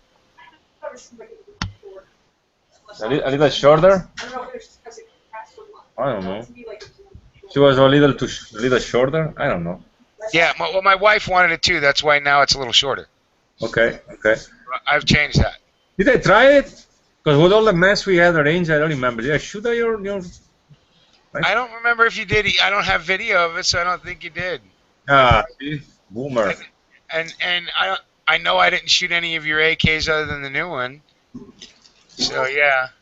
I didn't try you didn't try the folding one?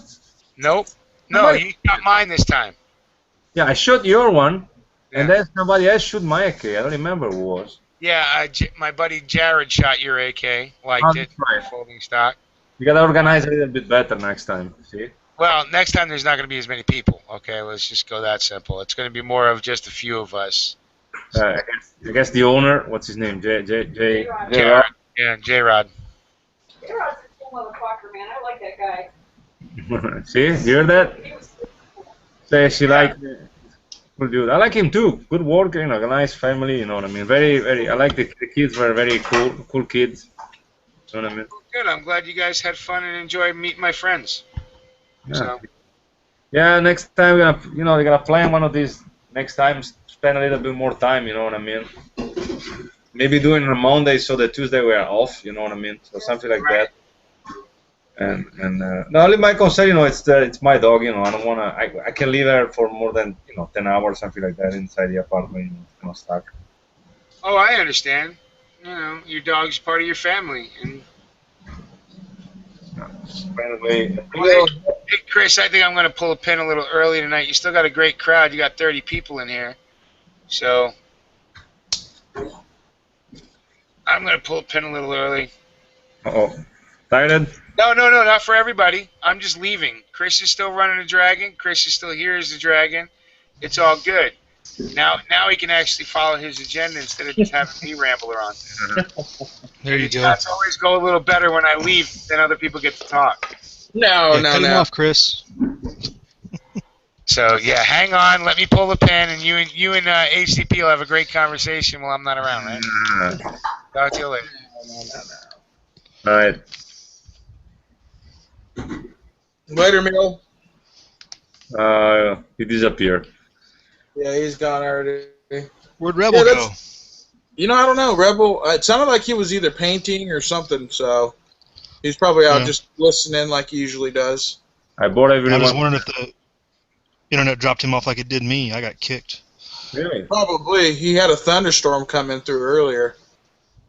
Yeah, that's been gone for a little while, but it's probably just our internet connections. Yeah, you guys got to stop using each other's internet, HTP. But yeah, so, you know, that was, you know, it's good to know that how people feel on those guns, you know, realistically, whether or not you like it. Because that helps out anyone who's looking to purchase one in the future. So I would always recommend putting up a review. Okay. Well, sorry, go ahead. My bad. That's just my opinion, you know. Obviously, you could do whatever you want to do. I tell you this much, when I went to go buy my gun, I looked up as many reviews on it as I possibly could. Yeah, that's what I do too. No, I agree with you. The one I did was more on an overview. So like I said, I gotta find a time for and do an after range, whatever you want to call it. Yeah. Report. Yeah, exactly. An after range report. That's what it's called. So plus I got a bunch of, like I said, I test a couple of different items. So, you know, and people ask me different stuff. Somebody asking about the rifle, somebody about the air protection, somebody about the glasses, shooting glasses. You know, and I think it's useful, you know, like the shooting glasses. I got people ask me, there are a bunch of people that gotta wear prescriptions, and they ask me, you know what I mean, like lenses, or they're like, you know, they were like, oh, you know, anything you can suggest me for a decent price? I'm like, yeah, you can find a decent shooting glass in Y-Lakes, whatever they call them, for $60. But then the problem is you gotta buy polycarbonate lenses, and they cost you like $100. So, you know what I mean? Yeah. But I test. Sorry. I was just for the record, I can't stand Wily X. No, you like them? They're okay. They just don't fit my head okay. I think it's just the way they fit. The way they fit. I didn't take any picture. I think it was cute enough anyway without them. But there seems to feel. I didn't use the what you call them the holy shit, the stuff on the side. You know what I mean? On your glasses, or you call them the plastic thing that goes behind your ears. How you call them? Oh yeah. Those things. I use the band. They provide you an elastic band that goes. Yeah. And I used that one. Actually, it was kind of interesting. They don't move. You know what I mean? When you're shooting, and it wasn't actually bother me like the normal glasses do when you're wearing air protection. You know what I mean? The air protection, the plastic, you know, those plastic things push against your head, and it's uncomfortable. The air protection were working fine. The what do you call it? When it makes them shit, I don't remember now. Anyway, I did a review of them, and they work fine. The Edward, something like that. Anyway, the review of those ones, they work fine. You know, that perfect. You know, I used to go to the range and come back with my ears like it was a Man-War concert or something like that. You know, when I come back, or Motorhead concert. You know, like, you know what I mean? They work good. You know, that's the way. You know, you buy something, you did an honest review. Maybe you save people money. You know what I mean? You know how many people try to buy something? Oh shit, I bought the wrong stuff. Or you know what I mean? Or it doesn't perform as good as they thought it was going to. No? Yeah, that's what I'm saying. Yes, I agree. But, you know, it's all a matter of trying to save, you know, and then honest review. There are a few of them, you know. Honestly, if you go online, I mean, I'm pretty sure most of them, the one online, except for we guys, but, you know, the big name, most of the time, I'm pretty sure they get paid pretty good money for the review. Or at least they get probably free shit. and I bet, you know what I mean. Yeah, I think a lot of the big guys get it for free. Yeah. And that's what they do their reviews. You know, you getting $300-$400 worth of product. Like I seen someone was doing reviews on rifle lights, and I thought to myself, man, those are really nice rifle lights. Too bad they're $300. Yeah. You know, my rifle only cost me $600. Why am I going to put a $300 light on it? Yeah. But you know, it's all matter of, you know, when it's the time for custom your rifle, you know, as you know, AR makes a bunch of they make a bunch of stuff for the AR. They makes a bunch of the AK. You know, yeah, you end up, you know, yanking up your rifle a bunch of crap and spend a bunch of money pretty much. So. Yeah, no, 100% agree with you. You know, I bought my AR and I ended up putting more money into it than I originally wanted. Just because I chose to leave free float and go back to handguards. And okay. I know a lot of people are going to give me shit over that, but I didn't want a free float barrel. I wanted a handguard barrel. I wanted something where if something broke, it's easier to find a handguard than it is if my free float breaks and the barrel's worthless. Gotcha. You know, so I chose to go back to handguard because it's a lot easier to me than some custom rifle, and I paid for it. I ended up costing me more money. So, you know, it's all in preference, and you can spend money. I just, you know, AK is my primary go-to rifle, and I paid like literally $559, and then after droves and everything like that, it came up to like $607. So I just couldn't realistically justify putting a $300 flashlight on a $600 rifle. That's a problem when I'm having two now. You know, I started changing a bunch of parts of my AKs. I mean, I didn't buy anything extremely expensive. I think the most expensive stuff on my AK is the flash hider and the safety, the crab safety and the PVS flash hider. But you know, you end up starting from, like you said, a rifle was $500 in Romanian, was there, and you end up spending more for accessories than not for the rifle. Yeah, exactly. And, you know, the whole entire point is to have an affordable rifle. That's how I view it as. You know, I want to have an affordable rifle, something to where it doesn't break the bank and you can defend yourself with.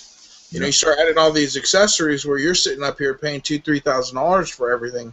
That's no longer affordable, if you ask me. You know, the everyday man can't afford a $2,000 rifle. You know, the everyday man can't afford probably basically a $1,500 rifle. $1,000 is probably I'd say where that separates the guys who go to the custom toys from the people who just want a rifle that's going to work. You know, you can afford a $2,000 rifle, but then you're going to have no present for 2 years, no Christmas. Yeah. No present for 2 years and a whole lot of top ramen for the next. Yeah. I'm eating ramen noodles right now. See, bologna sandwich, see? Fried bologna for Christmas, but instead of turkey. But yeah.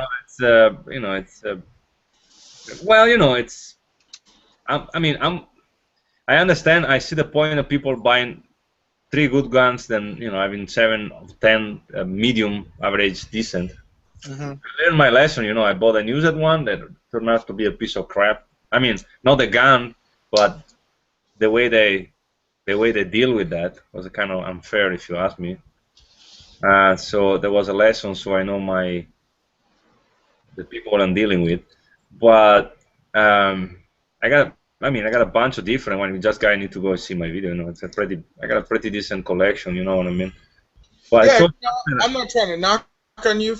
You know, for Brazil, you can buy whatever you want, buddy. If you got the money, dude, more power, brother. I wish Jim Fuller makes amazing stuff. He really does. You know, and I'd love to get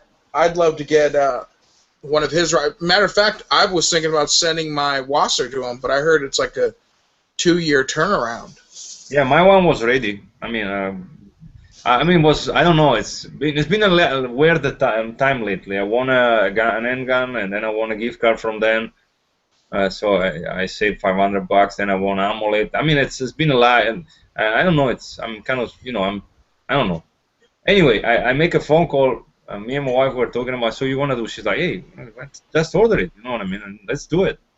And as soon as I call them, the guy's like, okay, what do you need on your rifle? Okay, put the, a 74 platform. You want a short? Yeah, let's go short.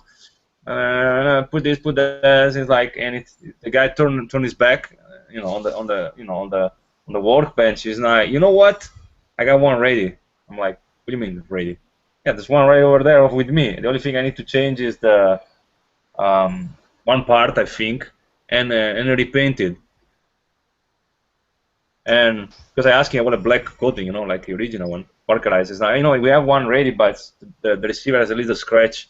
I guess we'll paint it for you. We won't charge you for. I'm like, all right, sounds good. You know what I mean?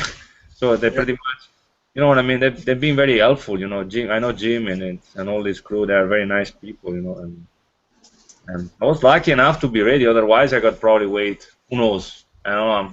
Probably 10 months, 12 months.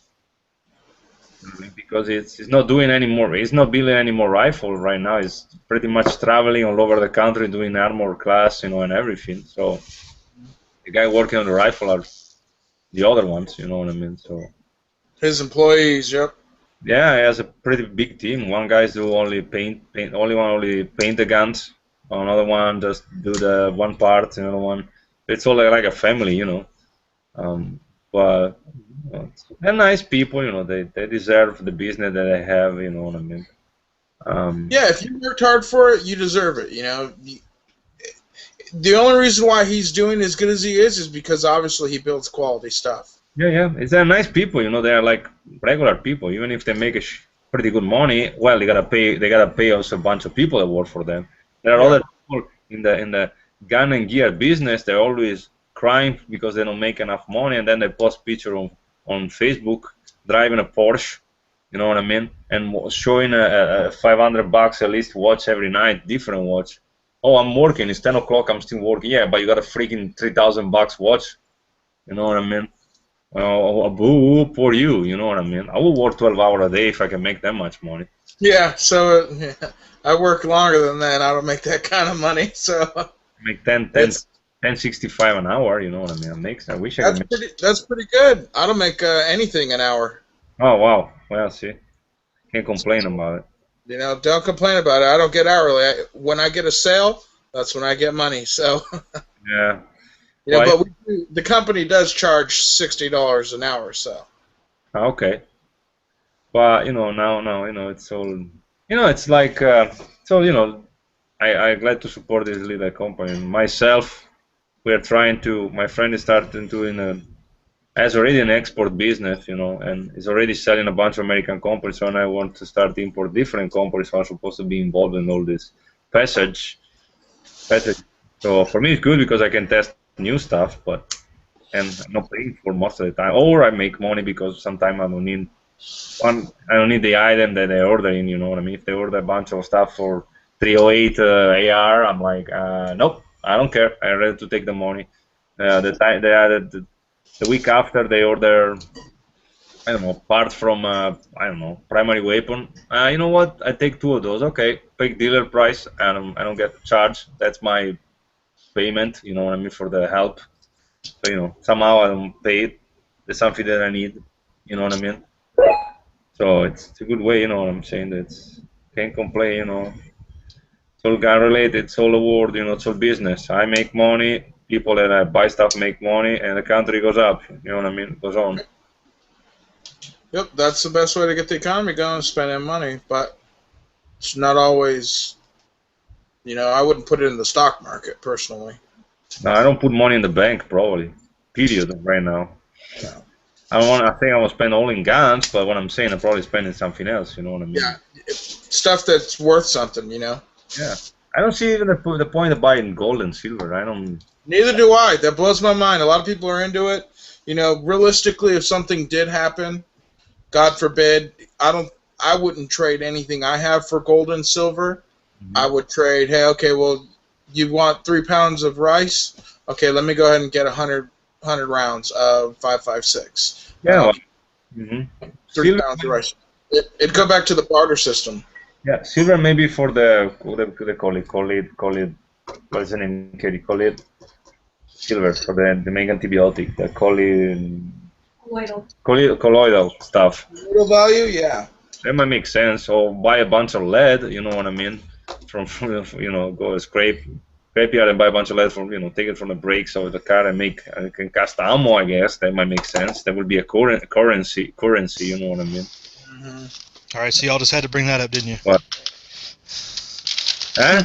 I said you just had to bring that up, didn't Why? you? What do you have? Well, what do you have mean, that's relevant? You collect your version. Why you if you're talking about, am I lagging or am I still talking? No, okay. no, you go ahead. Silver and gold, their biggest place is going to be. It's going to be valuable as a currency is the biggest thing about it. Like you're talking about, the barter system can only last for so long before somebody you need to trade with doesn't have what you want, and that's where money comes from, you know. But in a complete, absolute, total collapse, yeah, it's not going to be that valuable. But in a transition economy, it is still going to hold a lot of more of its value. You know, absolutely. There's going to be a need. So, I mean, I wouldn't get just like you're saying. Don't just load up on everything. It's one of those things like everything else. Yeah. Food, water, shelter. You know, a balance of guns and ammo and a little bit of silver and gold. I mean, I would say this: I would get gold and silver before I would save any cash.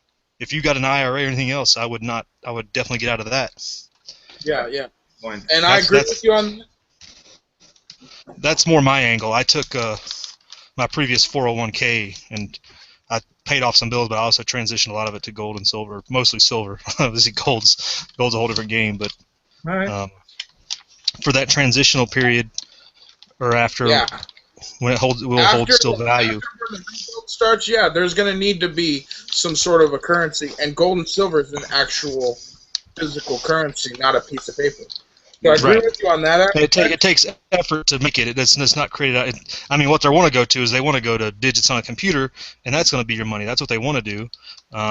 They keep floating this Bitcoin thing out there like it's going to be this magical solution, but if it's controlled by a central bank, it'll never be the solution. Yeah. What I meant is, you know what I mean. I understand, but what I'm saying is that no economy at all. You know, when we go back. I know what you're saying. If things fall apart that far, it's not going to be that valuable, but it has its place in your preparation or whatever, if you want to say it that way. I understand, you know. What's valuable will be because it was actually interesting. It would be interesting actually do a chat or something talking about it. They were posting something. I posted something the other day, a rant on Facebook. You know, we're saying, you know, you people, you know, I keep telling you people, get ready, because you know, I got a feeling something's gonna happen. You know, and everyone is, and a friend of mine, I'm sure I'm gonna come to your house. You're gonna share your food with me. I'm like, no. Who, David? Yeah, and guys got mad. I'm like, no. Unless you got some skill you want to trade for, you know what I mean? Or if you're bringing something I might need, we can trade it. I might help you one day if you're starving, but that's it. I don't even help my relative. No offense to anyone, you know what I mean? But, hey, I keep telling everyone to get ready, you know what I mean? For years. You got your chance, you know what I mean? Sure enough, if you got a skill, if you're a mechanic, you come to my house, you can fix my car, sure enough, I'll give you food and stuff. I won't show you what is it. I will find you somewhere, you know, meet you somewhere and trade it for, you know what I mean? I want to take you to my location, you know what I mean? That would be the worst mistake, you know what I mean? But, you know, everyone think, oh, no, I have a friend of mine, I can come to your house, you know, I'm pretty sure you're going to help him. I'm like, no. No. I won't. I wouldn't. Because realistically, I've got two people lives that I'm in charge of, and mine and my wife's. That's the only people I care about, realistically. Yeah. You know, I know when you have a kid, that changes because obviously you take care of your kid, but no one is going to give me food. No one's going to give my wife food. So it's my job to make sure that we have food. Yeah, sure enough, you can create a community. You know, if you got 2 or 3 friends, you know, that you send at least involved on this stuff. You know what I mean? They're trying to. You know, all right. I need an extra arm, you know, I got plenty of guns, so I need an extra help, you know what I mean? Yeah. What's up, Tony? What's up, man? What are you doing? There he is. Nothing, just getting back from a long day. What? Just, been busy, man. Busy as fuck. Crazy down here. You gotta watch out for the military. You gotta duck and dodge those guys. Is that right? Martial law, buddy. What you got going on down there?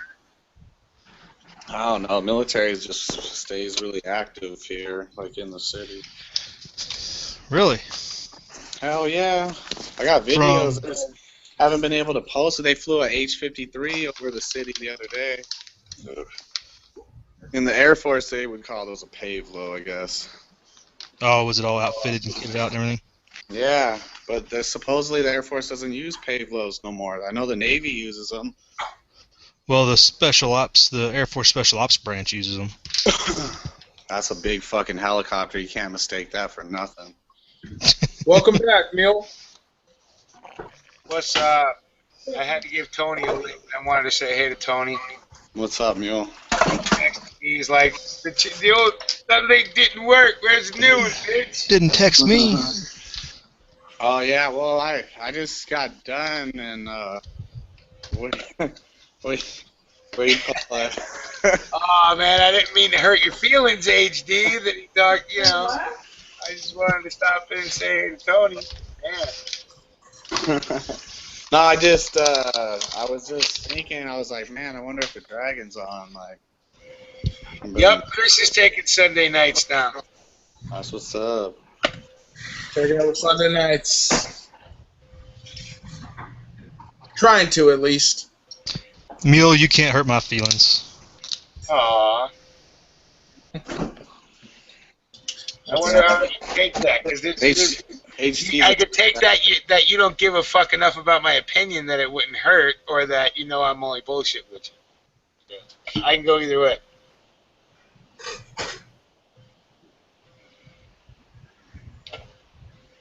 I don't think he's got an answer to that, Mil. Right? I don't think I do either. I don't care. So, Tone, what's been up? Did you get any shooting done this weekend? You didn't do a drunk chat Saturday. What happened? Is Tony still My bad, there? my bad. No, I'm right here. My hands are wet though, and it wouldn't let me unlock the iPhone.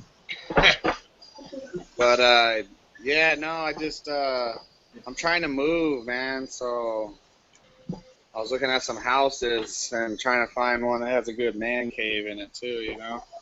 Right. Yeah, I think that, you know, if you head up to Reno, there's some, Reb would like somebody on his street because, you know, he has issues with people on his street. Dude, that'd be awesome to move up. Don't move to Rebel Street, Tony. Whatever you do, do not move to Rebel Street. What's happening? Why is that? What'd I miss? Oh, I don't know why not to, but it was a joke for me. What's up, Shell Shock? What's happening, Mule? How's it going? It's going pretty good. Chris, I kind of jumped the shark here, but I let Shell Shock in. Shell Shock's an old friend. He's become an AK guru too. He's delved fully into the AK world. Thankfully, it was a little before the bad timing of the Saega stuff, but I've converted him from ARs. I think he still has a few ARs. Yeah, I got an pt2, and I saw an pt2. Hi. Hi, Water. Hi. What's up? I wish I knew what to call you so we didn't have to call you Water. Oh, yeah, you can call me Water. No, we're good. Yeah. I guess some of us are more gentleman-like. There's what do you call it? There's a song about it, right? You can call her, what do you want to be called? What's your YouTube name? See, I think that would be a great YouTube name. Water? Hell yeah. Water? Water. Just W-A-T-A. Water. Yeah. Water. Yeah. It's funny. So, Shell Shock, are you one of those AK purists, or are you going to go ahead and modify that thing?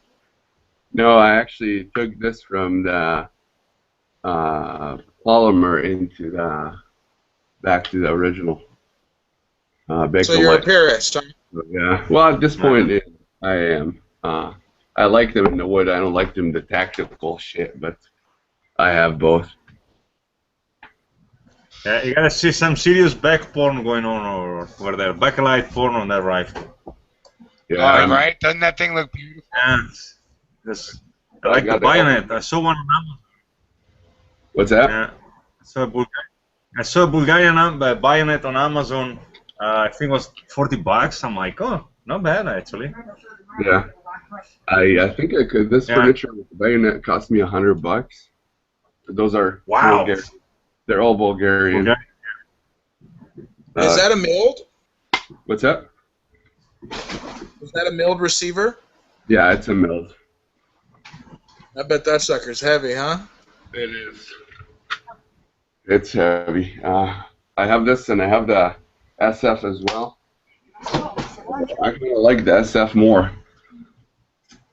But I wanted to get the underfolder and turn it into kind of the original look. The other project that I'm working on is a Wasser 10, but the underfolder Wasser 10 with those bumpy front grip. So I want to get it to military specs. Oh, cool. Yeah, so it's going to be the game. But Fabrizio, I was telling you, I need to go to Jim's class. Me too. Yeah, so I'm thinking of going to the one in Vegas here in August or September. I'm thinking maybe next year because everyone says it's an expensive class. Yeah, but you come back with a rifle. Just saying, you know what I mean? Just yeah, it's $2,000, but I'm gonna spend the $2,000 and then I'm gonna start building my own AKs and selling them. So I'll start manufacturing AKs then. Yeah, that's the point, you know what I mean? Yeah. So, I mean, we already have the manufacturing license, so. See, I thought you were going to be an AR guy. What happened? Hey, I got you hooked on the AKs, and that was it. Here's what happened. So I kept building ARs, and you realize after a while that ARs is just like a freaking toy. So you put stuff right today, and the next week they're all outdated. Yeah. But other than that, the platform itself, yeah, it's more accurate, but do I need anything past 200-300 yards? I don't. I really did convert you. Yay! I have one convert. Well, if you live in the desert, you have to have something beyond 300 yards. Well, if I live, I have a Vepr 308 that it's the DMR at this point. It's 27-inch barrel, so I can get anything up to 1,000 yards. If you want to go further than that, I get a G3 on FN file 308. At least I can reach that far, I guess. And then $1,000. There you go.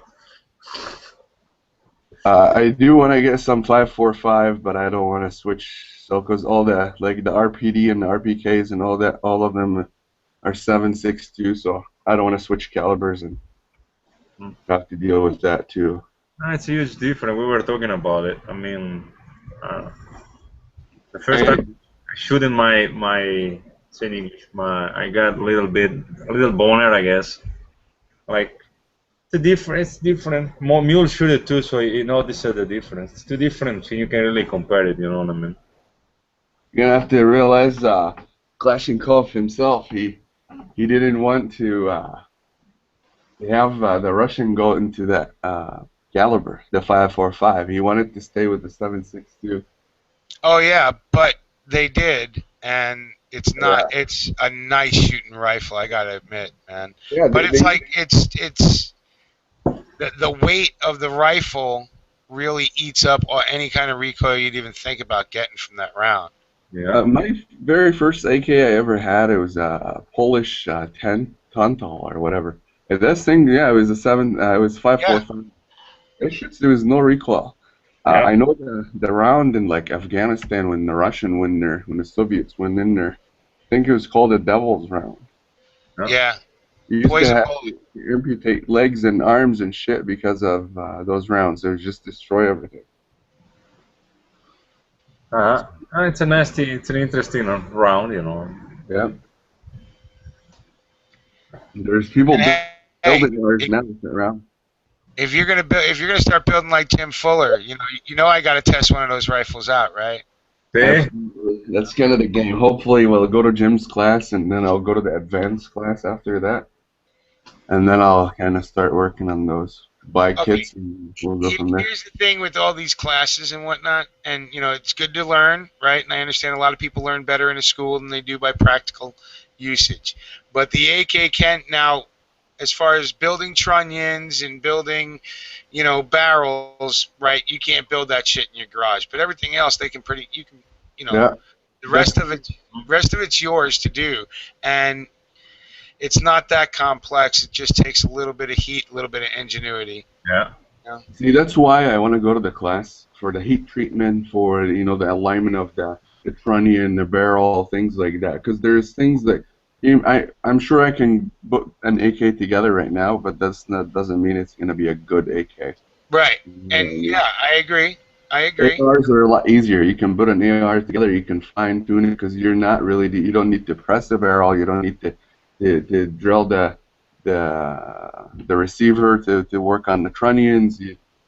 Technically, you need to press the barrel, drill the holes, then remove the barrel again, install the trunnion, then install the barrel. There's a lot of. I watched Jim talking about a couple of things, even like with the rivets and all that. Like people using. Yeah. There's people that use screws and the bolts and nuts and all that, and he said that. You can't do that. That rivet has to flex. You can't do hard steel rivets that the Americans love. Yeah, you can't tighten up those tolerances. You fuck the gun up. Yeah, because he shows you that it flexes, and you need that lead or partially lead rivets to be able to bend rivets. Yep. So we'll see what happened with the ban and all that fun stuff. I'm seeing a bigger deal coming. I talked with, like in the video I was saying, I spoke with the chief of the ATF a couple of days ago on Friday. Mm-hmm. He was like, well, you're going to have to give me a couple of days and call me back, because I was importing some magazines, Bakelite magazines. But at this point, we don't know what's going to happen, so. Right. Yeah, I was looking, speaking of weird stuff, there was a guy posting, I think it was on Amazon. I'm looking at, was Bulgarian Arsenal magazine, 40 round, $104. I'm like, you gotta be shitting me. Really? AIM has some Bakelite magazines on sale for $29. They just came on sale yesterday or the day before. If you're looking for Bakelite, go scoop as many as you can, because technically anywhere else they sell them for $50. Same magazine. That's a good deal. I bought. I think one from one friend of mine was selling it, and then the only magazine I can find are pretty much the only one. Yeah, those are nice. I got one too. Yeah, I love these magazines. Good shape too. Yeah. See, I have a friend in Russia. It's a Moscow prepper.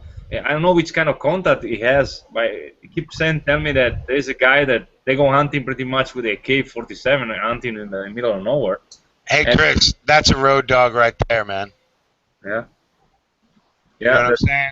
No, sorry, go ahead, Fabrizio. I didn't want to interrupt. I just had to tell Chris something. It was saying pretty much, he can find the backlight stuff, he can find the first, the old magazine for the AKs, and everything. Like, the only problem is that he can ship it over here. Yeah, you have to have a form called Form 6. Yeah. So if you're a dealer, you have to submit it to the ATF with whatever you imported, and then they approve it and all that and send it back to you, and then you get the shipment. That's how you get it through customs and stuff. See, when I used to live, in so Italy, that's what's happening now. In Italy, when I used to live, I can literally cross the border, 1 hour across the border in Yugoslavia, pretty much. So I'm like, shit, how much stuff I can buy? But, I got one Bakelite, but I won't mind finding another one. Yeah, they're nice.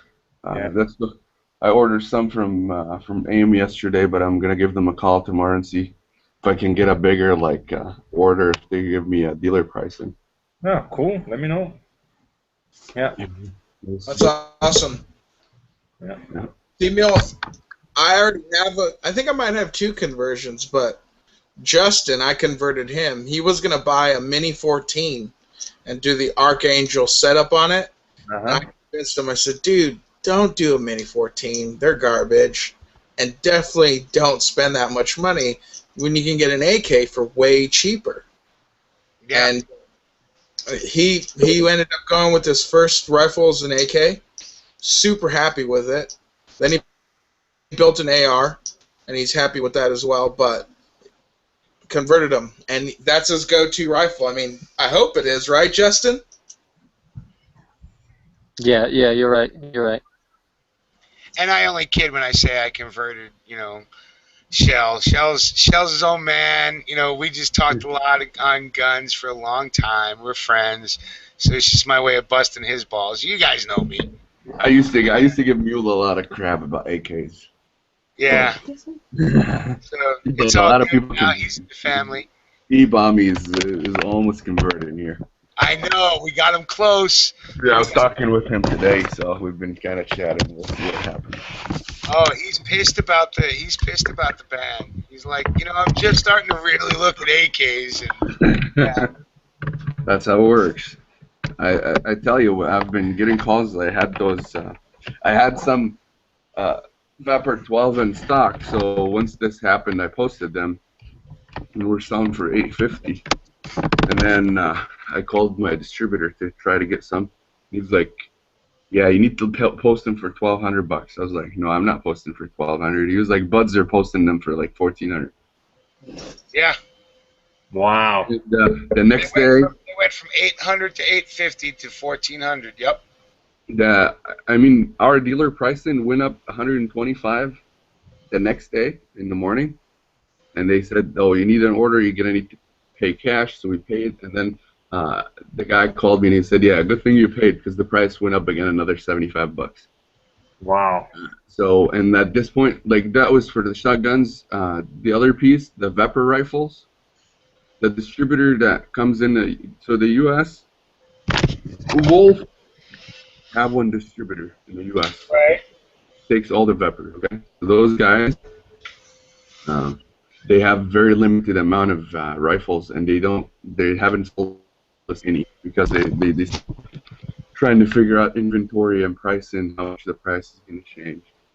Well, think about how lucky they are, right? Because for like the past 3 months, I've been seeing Vepers on sale. Pretty much Vepers been going for a good $200-300 under list. Yep. And nobody's been buying them, right? Because they don't understand what a good rifle the Vepr is. That it's the top of the line, right? They don't see a dimple, they start whining, right?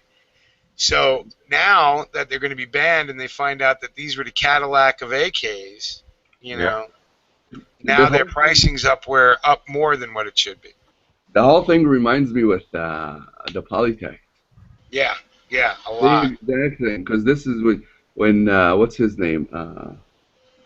Was it Bush or Clinton at this point? I think it was Clinton. It was Bush. Bush on it last year. Got pissed off with the Chinese. Oh wait, no, Clinton. Was it Clinton? Yeah. Got pissed off at the Chinese and ended up doing the same exact thing. So. Mm-hmm. And that's why I'm hoping that China will start saying, "Hey, you know what? You need to open this market back up to us, and maybe we'll not, fucking make you speak Mandarin." And he's not. At least we know for sure it's going to be 2 years until we get any. If the sanction is going to be lifted, and I'm sure by that time Vapor is going to be looking and to get a shotgun or something, maybe more. Polytechs are like $3,500 now. Oh yeah, Stingers. Anybody who's got a Saega or a Vepr. And the only nice thing about the Vepr 12s that were coming in was they didn't need to be reconverted. Like most of the Saegas did. Well, if you got one of those, did you get the collapsible or the fixed stock? The ones that we had, they're all the tubular collapsible stock, but you just need to break the weld and make sure they're not. Did you keep one of them, or did you sell them all? No, I sold all of them. I have a shipment that is coming. Hopefully tomorrow. That's already sold too. So tomorrow I'm hoping to negotiate another one. We'll see how that goes. What you're hoping is that somebody doesn't pay up and buy one of those, because tell me what, that's an investment right there. Yeah, I sold them really at like pretty much we were making about $50. I didn't want to scale people out. So we'll see what the price is going to look tomorrow, because I know it's going to be a new price. Oh yeah, it's gonna be a shockingly huge price. We'll see how it goes, but I'm assuming we're going to be looking at realistically at the $1,200, maybe $1,150, if they're talking about the prices, how they were talking about it. But, Yeah, I just never had the money, but that was the one I was looking at, was the Vepr. they were already $1,300, or they were originally $1,300. Yep, and when they got down to $7.99, I couldn't believe people weren't scooping them up like candy. Yeah. And to my information at this point, all the collapsible stock is the last that we have right now. After that, the shipment that they have, so the distributor have a shipment and actually on the coast at this point. And those are having all the folding mechanism removed. Okay. Ooh, yeah, see? And those were the... Yeah. That blows. Are the laminate wood too, so if you need the collapsible stocks, those are going to be the last kind of option out there, whatever dealers have at this point.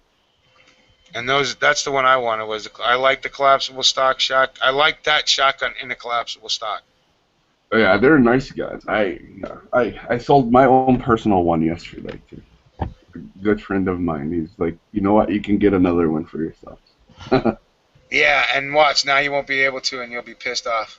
I'm hoping so. I know where he lives. So, hey, Shell Shock, I did have a question for you. Yeah. Why I was more than happy to let you in. I had gotten that weird text that you had gotten busted, and I had told people. So what the hell happened?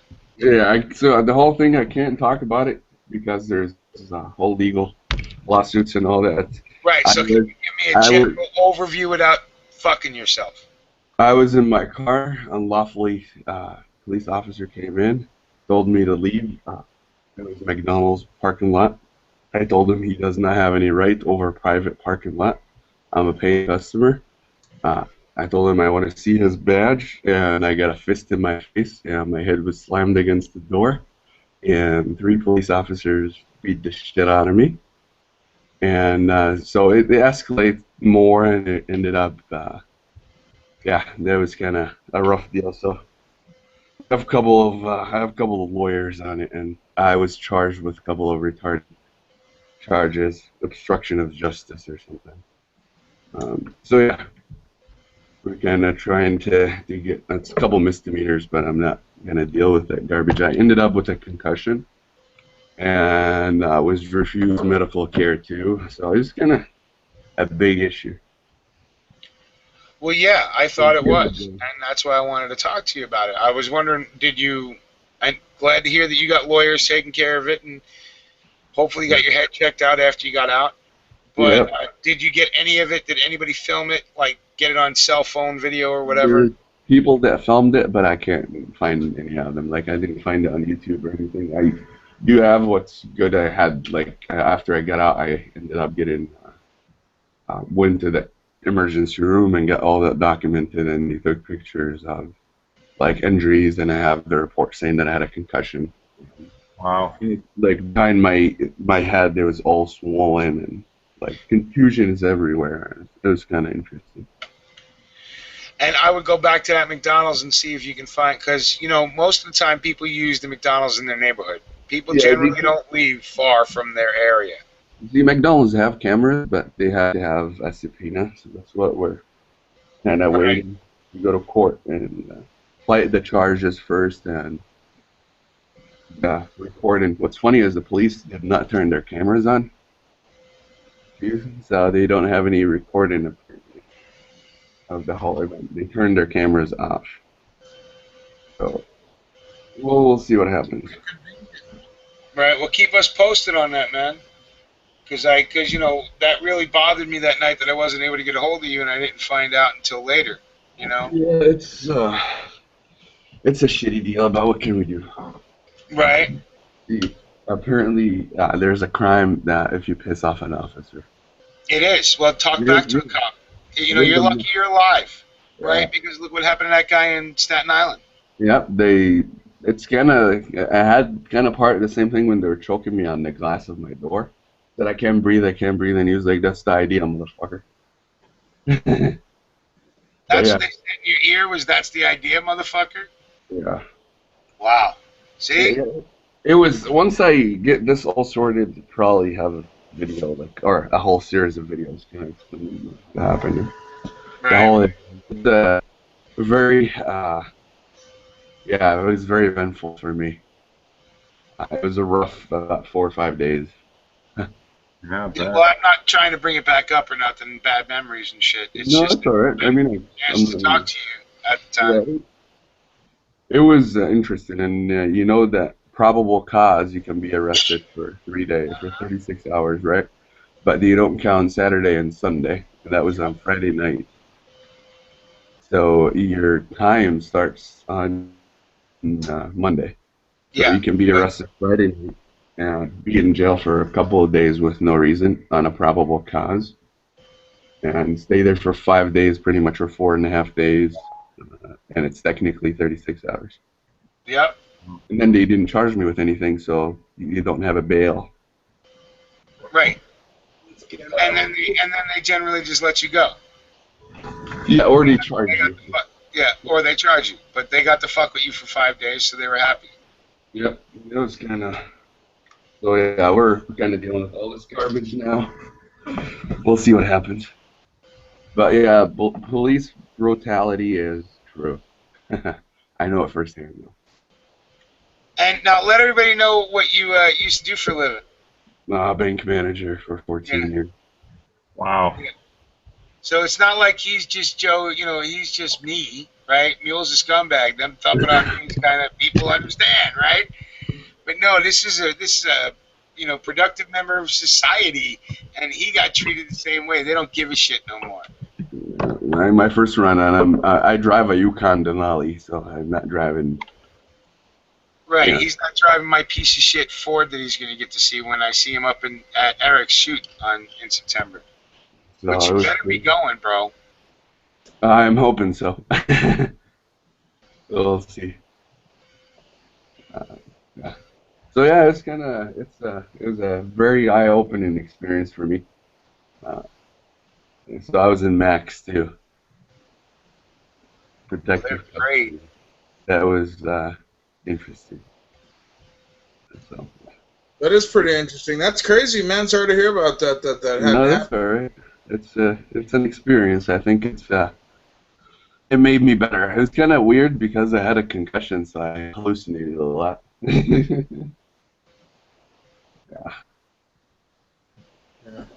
It is what it is. Your gun sounds like you're in for yourself for a gun business. Hopefully that'll do pretty well. I'm hoping so. Thanks. So. I know how it feels to work for yourself. If you're not out there hustling, you're not getting paid. Yeah. Yeah.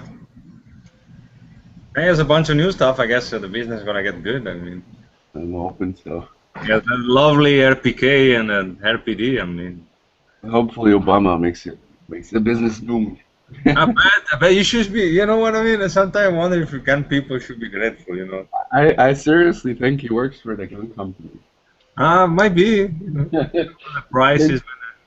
Since Obama took office, these gun companies been making billions. It's the best business they ever had in like the last 20 years. Yeah. I wouldn't be surprised if he was an insider for Remington and Winchester. Yeah, if I'm him, I would buy stocks. Probably already own stocks. Yeah. Realize it. What's new? Nothing much. I mean, just what we discussed today on, the Border Patrol being shot at. We also discussed that guy dying in Staten Island being killed by the police. Oh yeah. Discussed some guns, that's what we've been discussing for like the last hour and a half now. I don't know if the Russia-Kiev deal is on the table or not, but did you guys hear that part of the bodies were actually decomposing as the crash happened? I haven't heard that. I did see that report. I saw that report. Yeah, so I heard as they approached the wreck, the bodies were decomposing already. Yeah, they'd already been a while.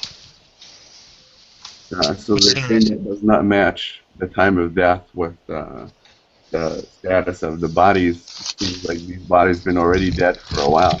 Do you have a link you can post that? I watched it on one of the YouTube channel. He have all the links. I'll try to find his video and put it right there in the chat.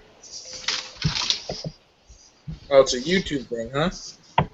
It was a channel on YouTube had all the links and all that they were talking about the whole thing. But I was talking to my wife and she said she heard the same thing on the news as well. How long does it take a body to go into rigor mortis and start decomposing? That I have no idea. It depends on the weather and humidity and everything, but I mean, the body's going to go into rigor in the first. Well, and the destruction of the skin. Once the skin's pierced, decomposition happens much faster, right? So if it was, if you're dead, but you're just dead from dying, dying peacefully or something, it takes a little longer for decomposition to start being visible. Whereas if you're, dying in a plane crash or even falling out of the sky and getting ripped apart in a blown up plane, getting blown up happen faster, right? Getting around at a few hundred miles an hour, I would think decomposing is going to happen pretty quick. Right, and it's pretty much summer in the Ukraine right now, right? Yeah. So it's going to happen pretty fast, and Ukraine is, the breadbasket to Russia. So it wouldn't surprise me if they want it back. But but the whole thing is a body won't decompose the same day. There's no way for a body to decompose in the same day. No, not unless it was like in the Bahamas or something, or Louisiana. And that wouldn't happen like right away. It'll take you maybe like 12 to 14 hours or something. I've seen videos of the bodies, and they didn't look decomposed to me, and this was from Vice News, and they're a pretty liberal media. Here's the link to that video. Perfect. Yeah, I've seen videos of the bodies, and they look pretty fresh, dead people to me. They weren't even stiff yet. The guy was able to move the arms around, and it's pretty scary. Yeah, I saw that too. They were talking about the whole conspiracy, and they had some other information saying that the Ukrainian went to like the tower, the control tower, and they actually fired all the controllers at this point. They were all from Madrid or something, Spain. They fired them and military personnel took over from the Ukraine. And there was other stuff that they're talking as far as the whole conspiracy. They're saying that the U.S. and Ukraine involved, and they're doing that to establish a no-fly zone over Ukraine, which if they do that, then they can have ground troops going into Ukraine, U.S. ground troops going into Ukraine. They're talking about a lot of stuff. They're talking about the U.S. actually monitoring the whole, battlefield kind of a thing with live monitoring. And they're not releasing any videos or any pictures showing anything of that. There's other things. And that doesn't mean it's right or wrong, but that's another side of the story.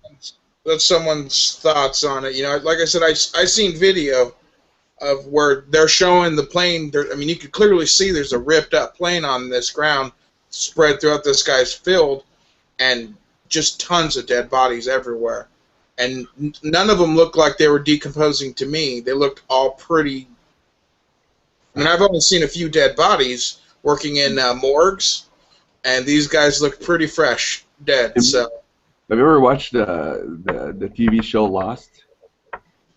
Yeah, I used to watch that years ago. So remember the whole story with the dead bodies, and they got the dead bodies out of, and the plane crashed. It's the same exact kind of thing, but they ended up on an island. That's some conspiracy, realistically. I'm just saying, we have a lot of conspiracy theories. But we have a lot of things that we saw, like Sandy Hook or other things that we're seeing the same victim in Sandy Hook as the same victim in America as the same victim here. And we don't see any proofs. So it could be not. I don't know. I don't really care that much. It's not happening here at this point. Once it starts affecting us, I guess we can look closer at it, but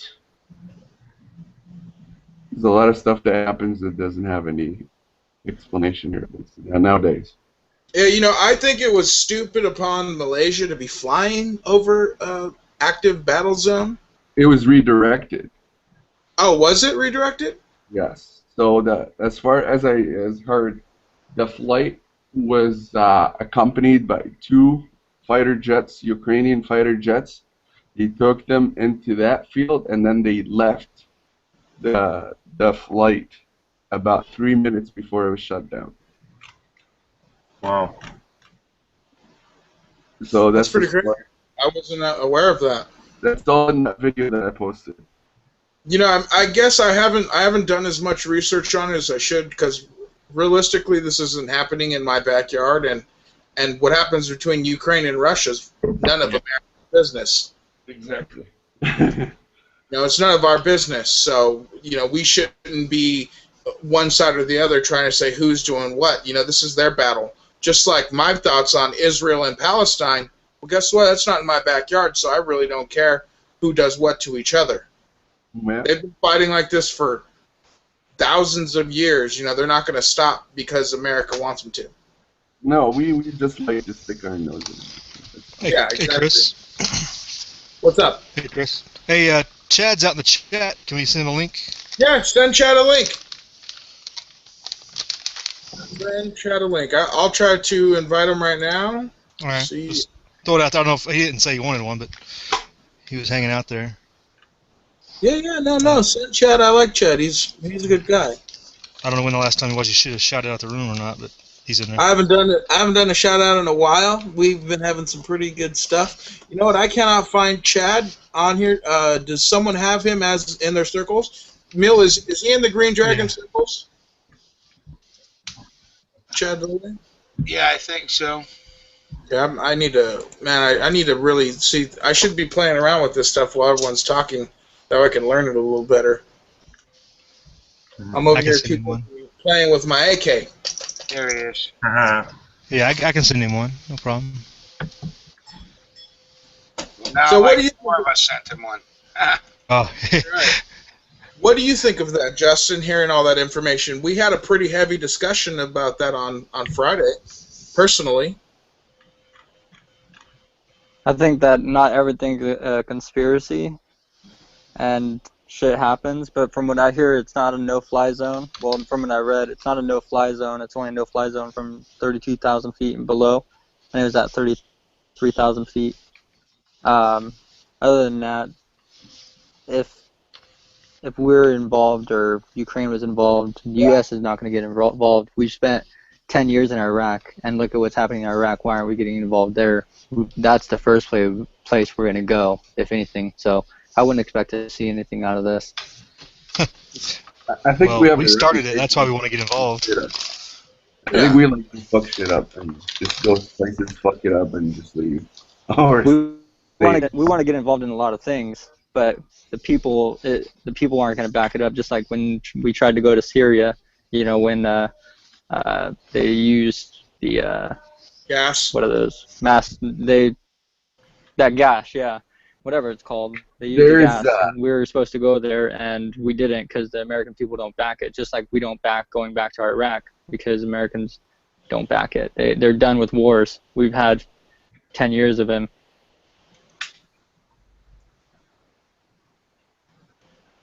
Just my thought. Yeah, you know, and we discussed it. You know how I feel about it, Justin. I get angered fast, and I think, man, we should go nuke those guys.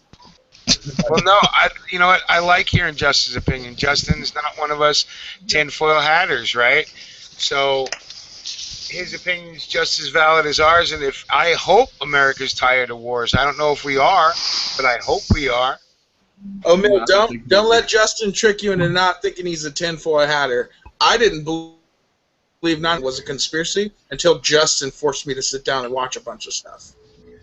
Well, there you go then. So he opened my eyes. He's just. I just don't believe everything's a conspiracy. There's definitely things out there that are, you know, planned and everything, but I don't think this is one. And if it is, it's between Ukraine and Russia. I don't think necessarily the U.S. was involved. Yeah, I think we need to remember how this whole thing started.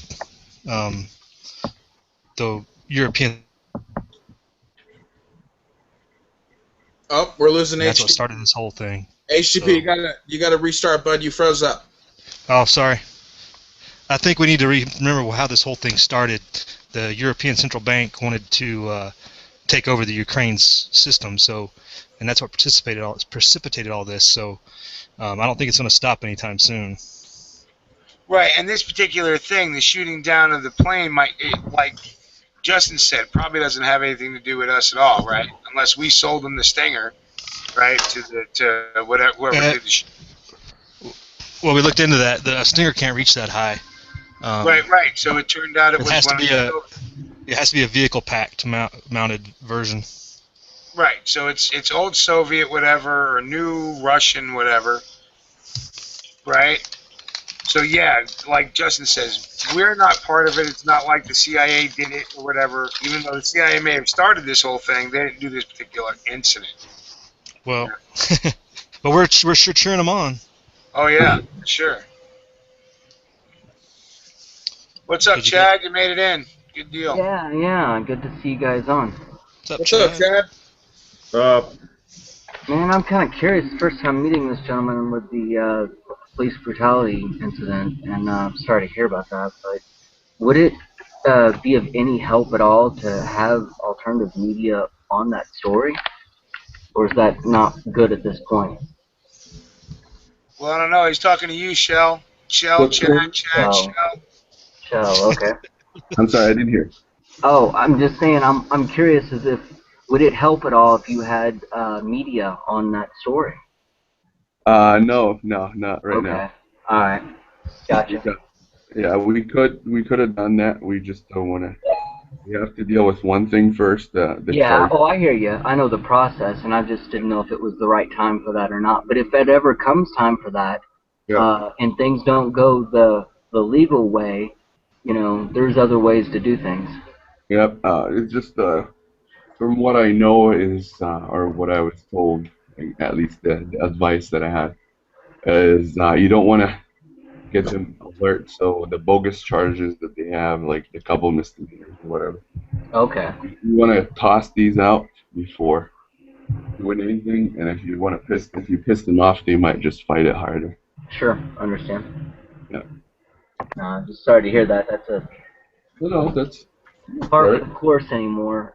Well, and part of it, especially when you have a manufacturer's license from the FFL, they can pull that shit for anything. So you got to be real careful, right, on what they get.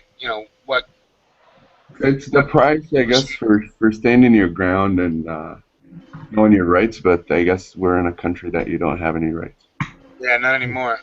That's for sure. I mean, you have them on paper, but we live in a police state, so they're only good on paper. They're not good in person. Well, I don't. Yeah, the cops just arrest you and let the justice system throw it out, but they just want to throw people in jail and call themselves tough guys and say I put one more criminal behind bars. Even if the charges are dropped, they're still getting. And that city had in the last 4 years they had lost 94 police brutality cases. 94 cases in the last 4 years. So yeah, Justin's point exactly. They just throw it to the justice system and let them handle it.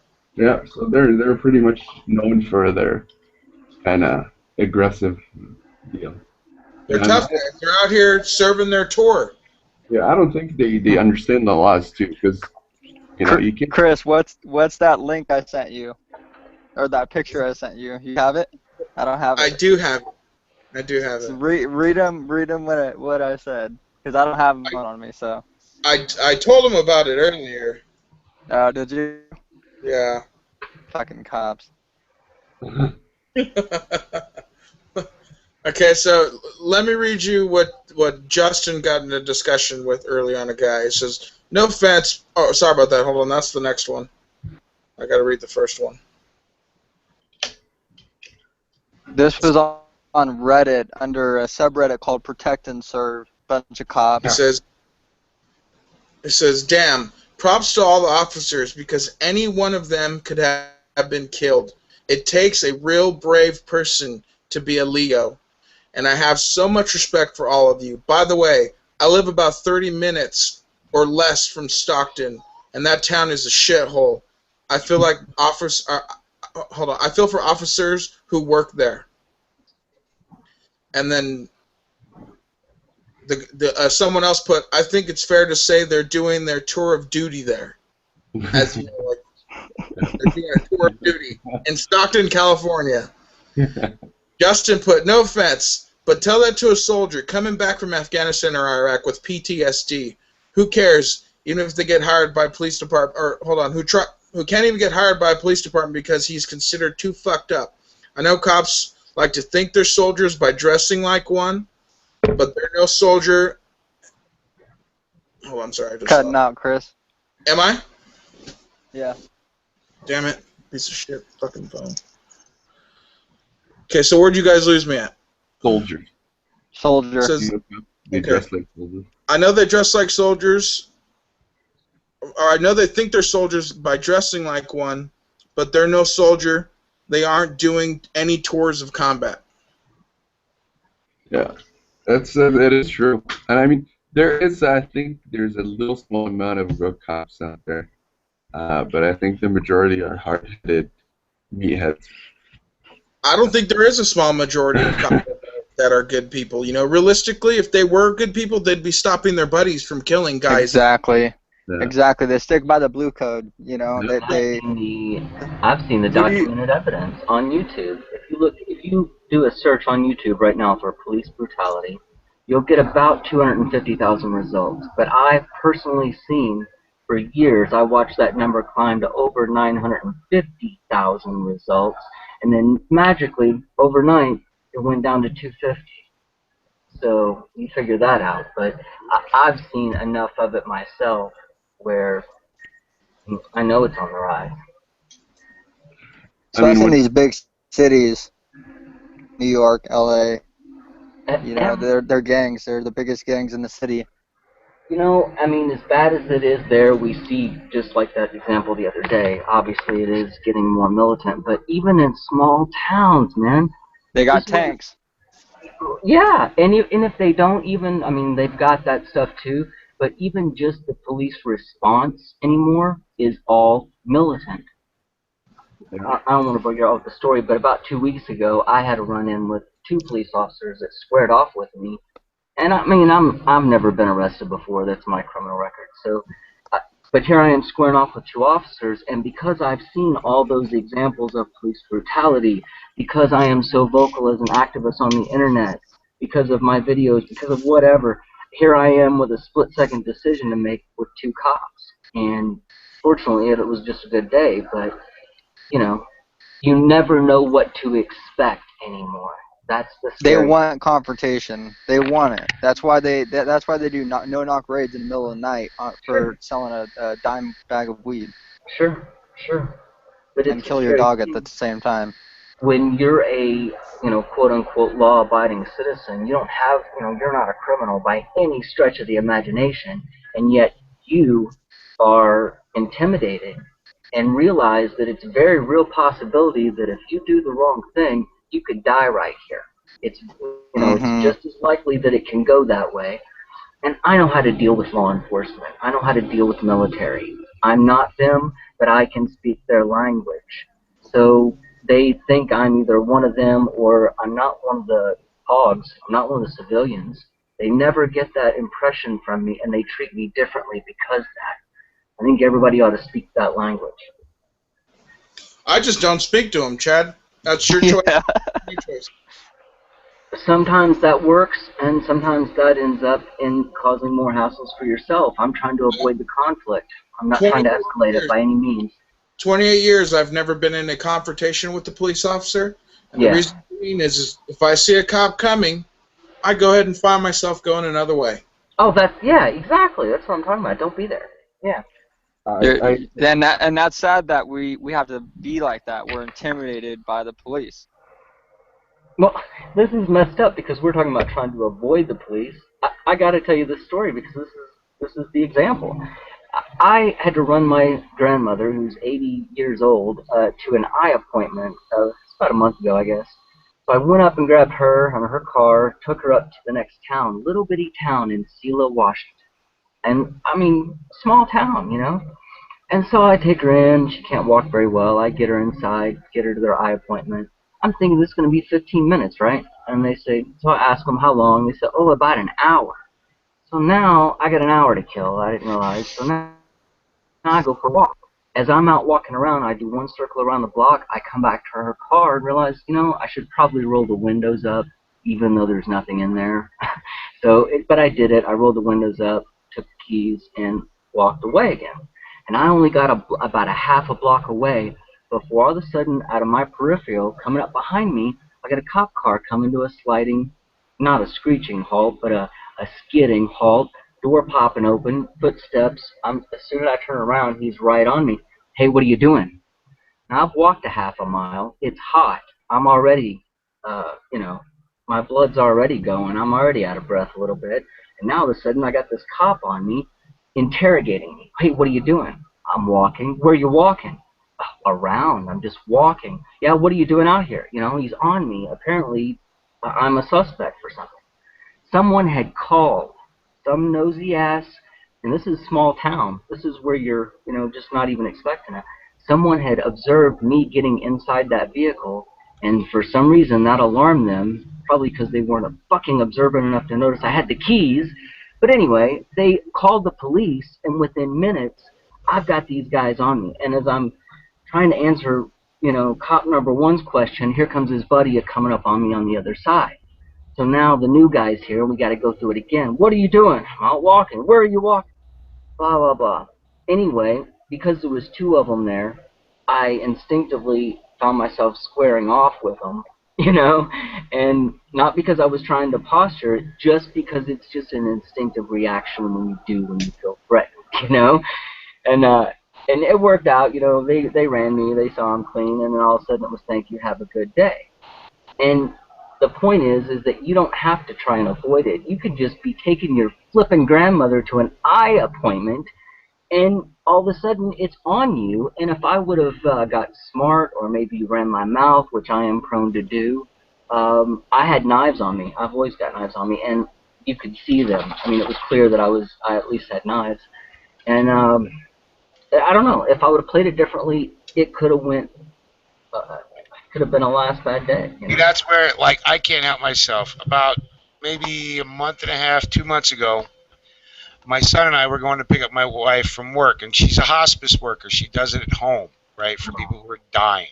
Right. Right. So we're going to pick her up from work, and my son's learned how to drive, right? He was working on getting his permit at the time. So we're a few minutes early, so I'm going to teach him how to parallel park. And one of the neighbors, I guess because I was teaching my kid to park in their neighborhood, decided to call, right? The cops.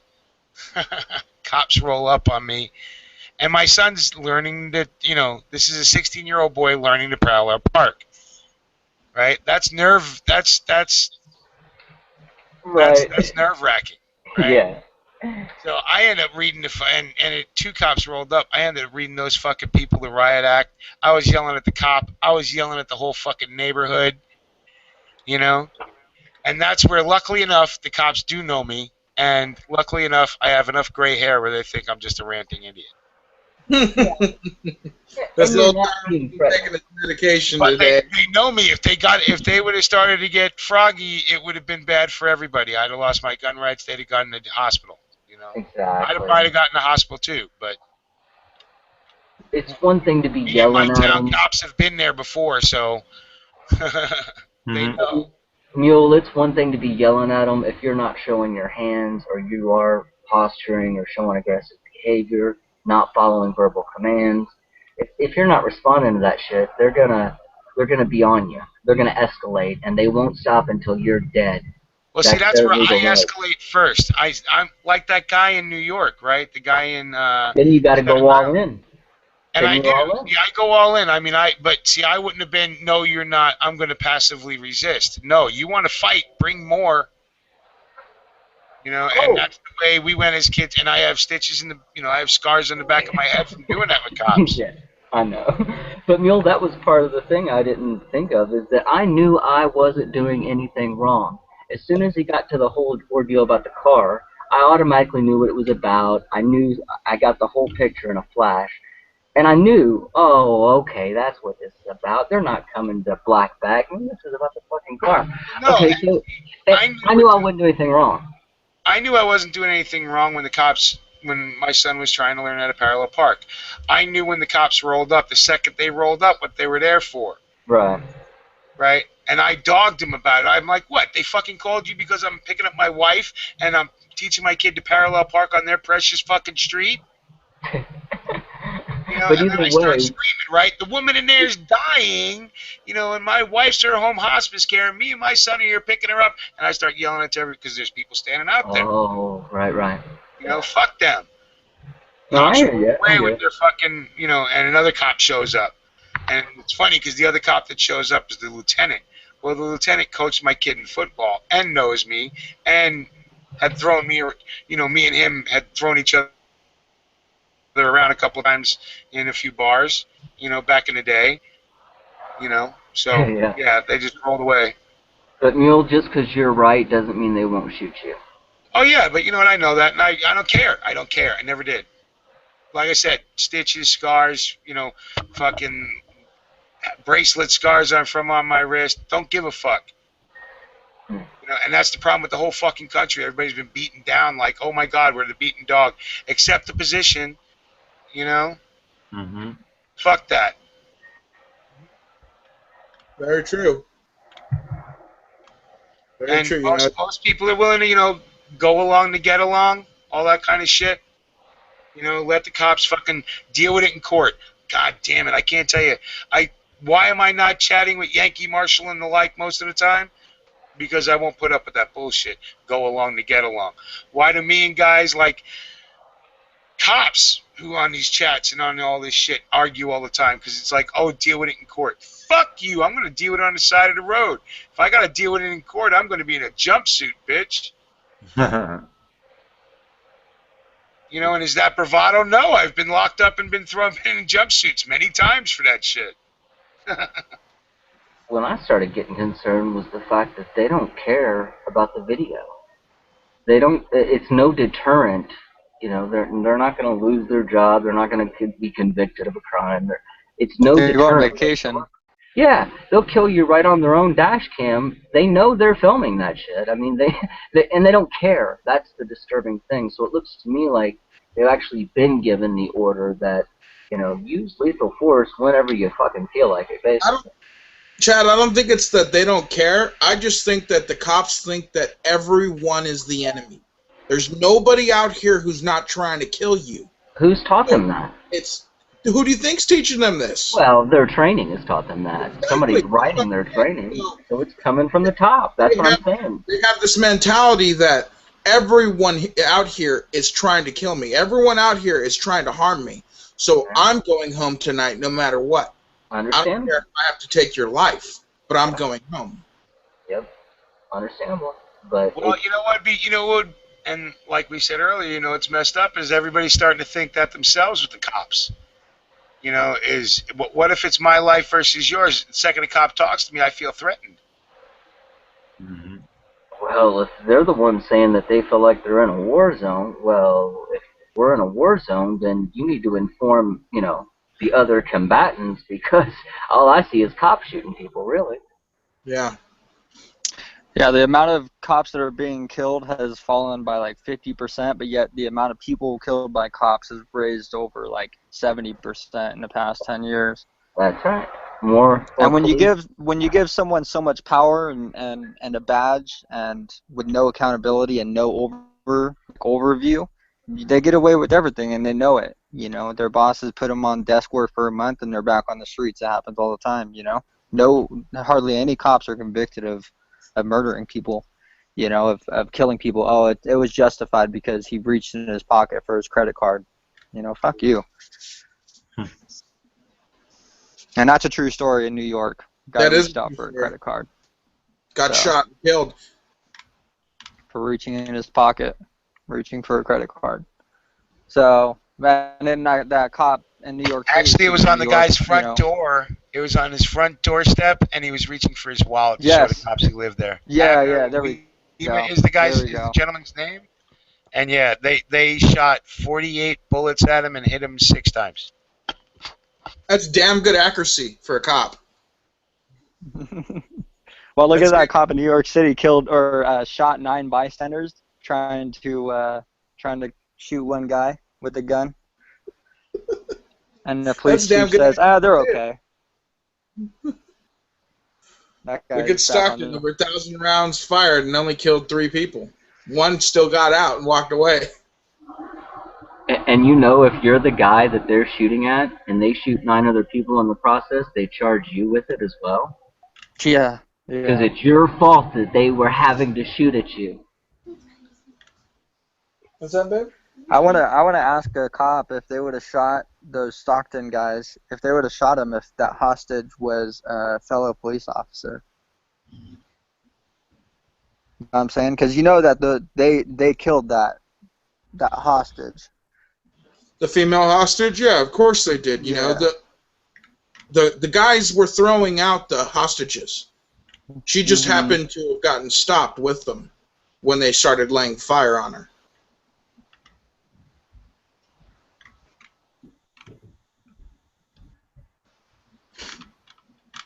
Let me do a shout out to the room while we're dead. So he was out there still. I'm glad you're able to join us, Justin.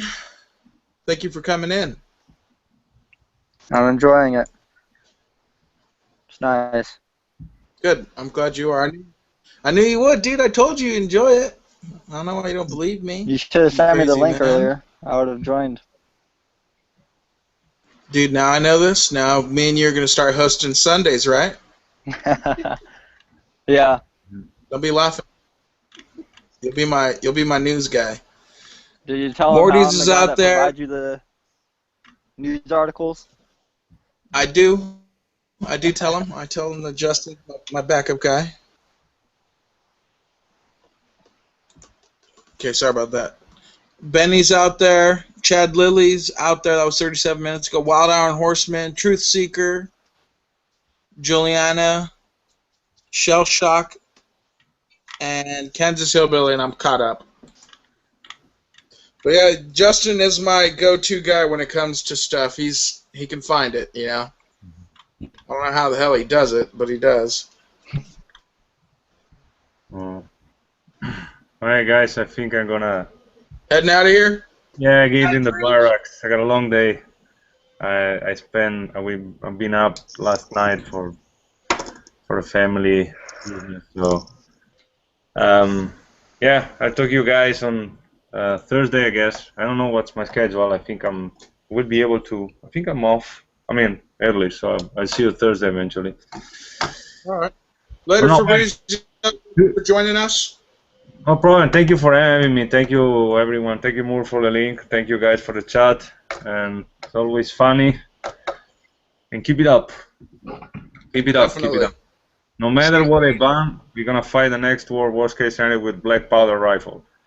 Right. We can win it anyway. They can win. They can win. We can win. Night, Gato. Nah, she's already in bed. So. Oh, okay. See you, buddy. Long day. We gotta pick up new gun and parts for the Buick. So for the old Buick. So long day. And have a good night, everyone. Thank you for the chat. Stay safe over there. Bye. Will do. Night, everyone.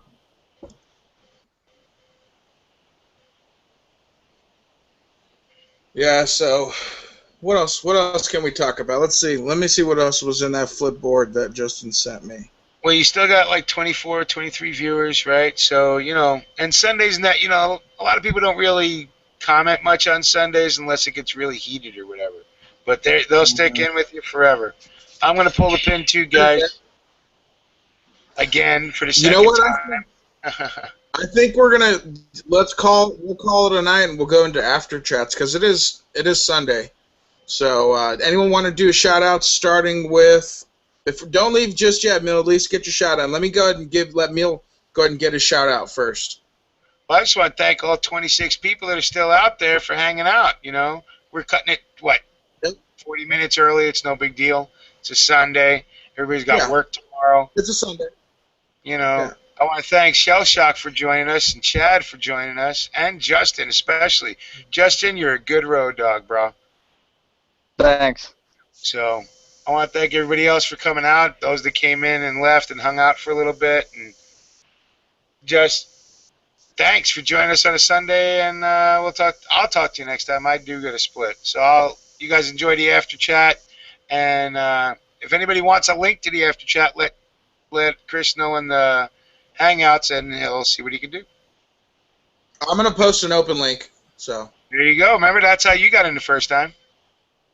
Yep. No, actually, my first time Stinger sent me a link during a live chat. So I thought it was you and Warrior both came in on an open link one time. No, I have come in on open links, but Stinger had let me on a live chat before, so. Cool. All right, how I got to meet the guys. Later, guys. All right, Catch you later. All right, let's go ahead and Shell, you're next in line. You want to go ahead and give a shout out to anybody out there? All right, Shell's not there. Justin, so how this works is we do, before we close up, we shout out any channels we like. We shout out anyone who thinks, someone who we appreciate or who we found and we would like to see get more recognition. Do you have any shout outs you'd like to do? No, there's not really any shout outs. Chris here is my man. He's passionate for what he does, and that's my shout out right there, Chris. He invited me on this chat, and he's been wanting me to come on for a long time, so I appreciate the invite, Chris. And like I said, you're very passionate. I can be. All right, and next in line is, it looks like it's another green dragon. Who's the green dragon with, it looks like some sort of a motor? Nope. Okay, any of the green dragons, any of the 3 green dragons that are in here besides myself, someone do a shout out. Nobody. Okay. Chad Lilly, do you have any shout outs you'd like to do?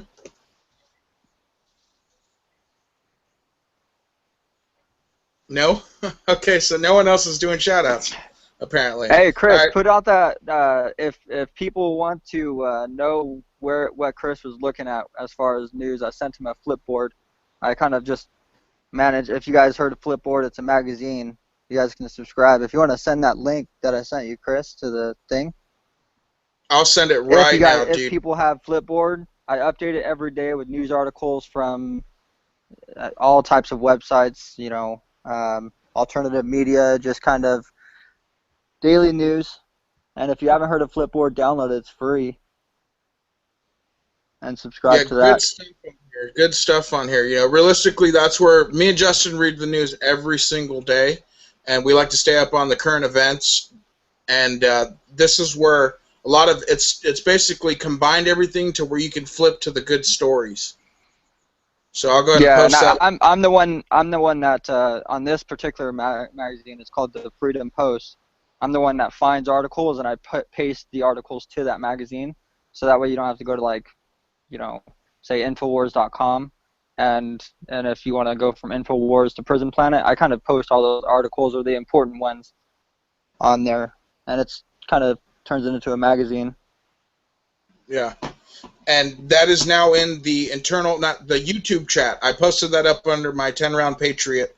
So anyone that wants to go subscribe to that or follow that, go ahead and subscribe to that. All right, hey, Chad, since Chad's back, do you have any shout-outs you want to do, brother, before we go off the air? Oh, man. I'd like to shout out all the people that I'm actually connected with, like, on YouTube. I mean, many of them you guys are, too, but the list is too long, and I would forget way too many, but some other time. All right. I guess since none of the other dragons want to go ahead and do shout-outs, I guess I'll do my shout-out before I leave. Thank you to all those 20 viewers that are still watching. I appreciate you guys supporting my second show that I've done. like I said, I will be taking over Sundays. I've got some announcements coming soon. We're going to be doing some giveaways. You know, I've got some stuff in the works to be giving out some T-shirts, hopefully, and definitely a magazine that's custom painted by Rebel Solutions. Anyone who wants to enter, they can enter when we're doing it. Obviously, we're not going to do it today. This is just to get it out there. That way people know what I'm talking about. And thank you for supporting me. I want to, first and foremost, shout out to the Green Dragon. Thank you for letting me do my own thing here. Shout out to Russell Stinger. Stinger, miss you, bud. Wish you would have stayed the whole time. Rebel Solutions. Rebel, come back in if you can. As well as Mill Team 66. Who did we lose? Shell Shock left. Mill Team 66. And I think, let me see who else do I have to shout out legally. That's it, I think. Thank you for everyone who's been here on the panel, and thank you for watching the Green Dragon Tavern Chats. I will post a link immediately into the YouTube open chat, so I'll post a link so everyone could join, all right? Thank you for being with us on Sunday. We'll see you guys Tuesday at the appropriate times.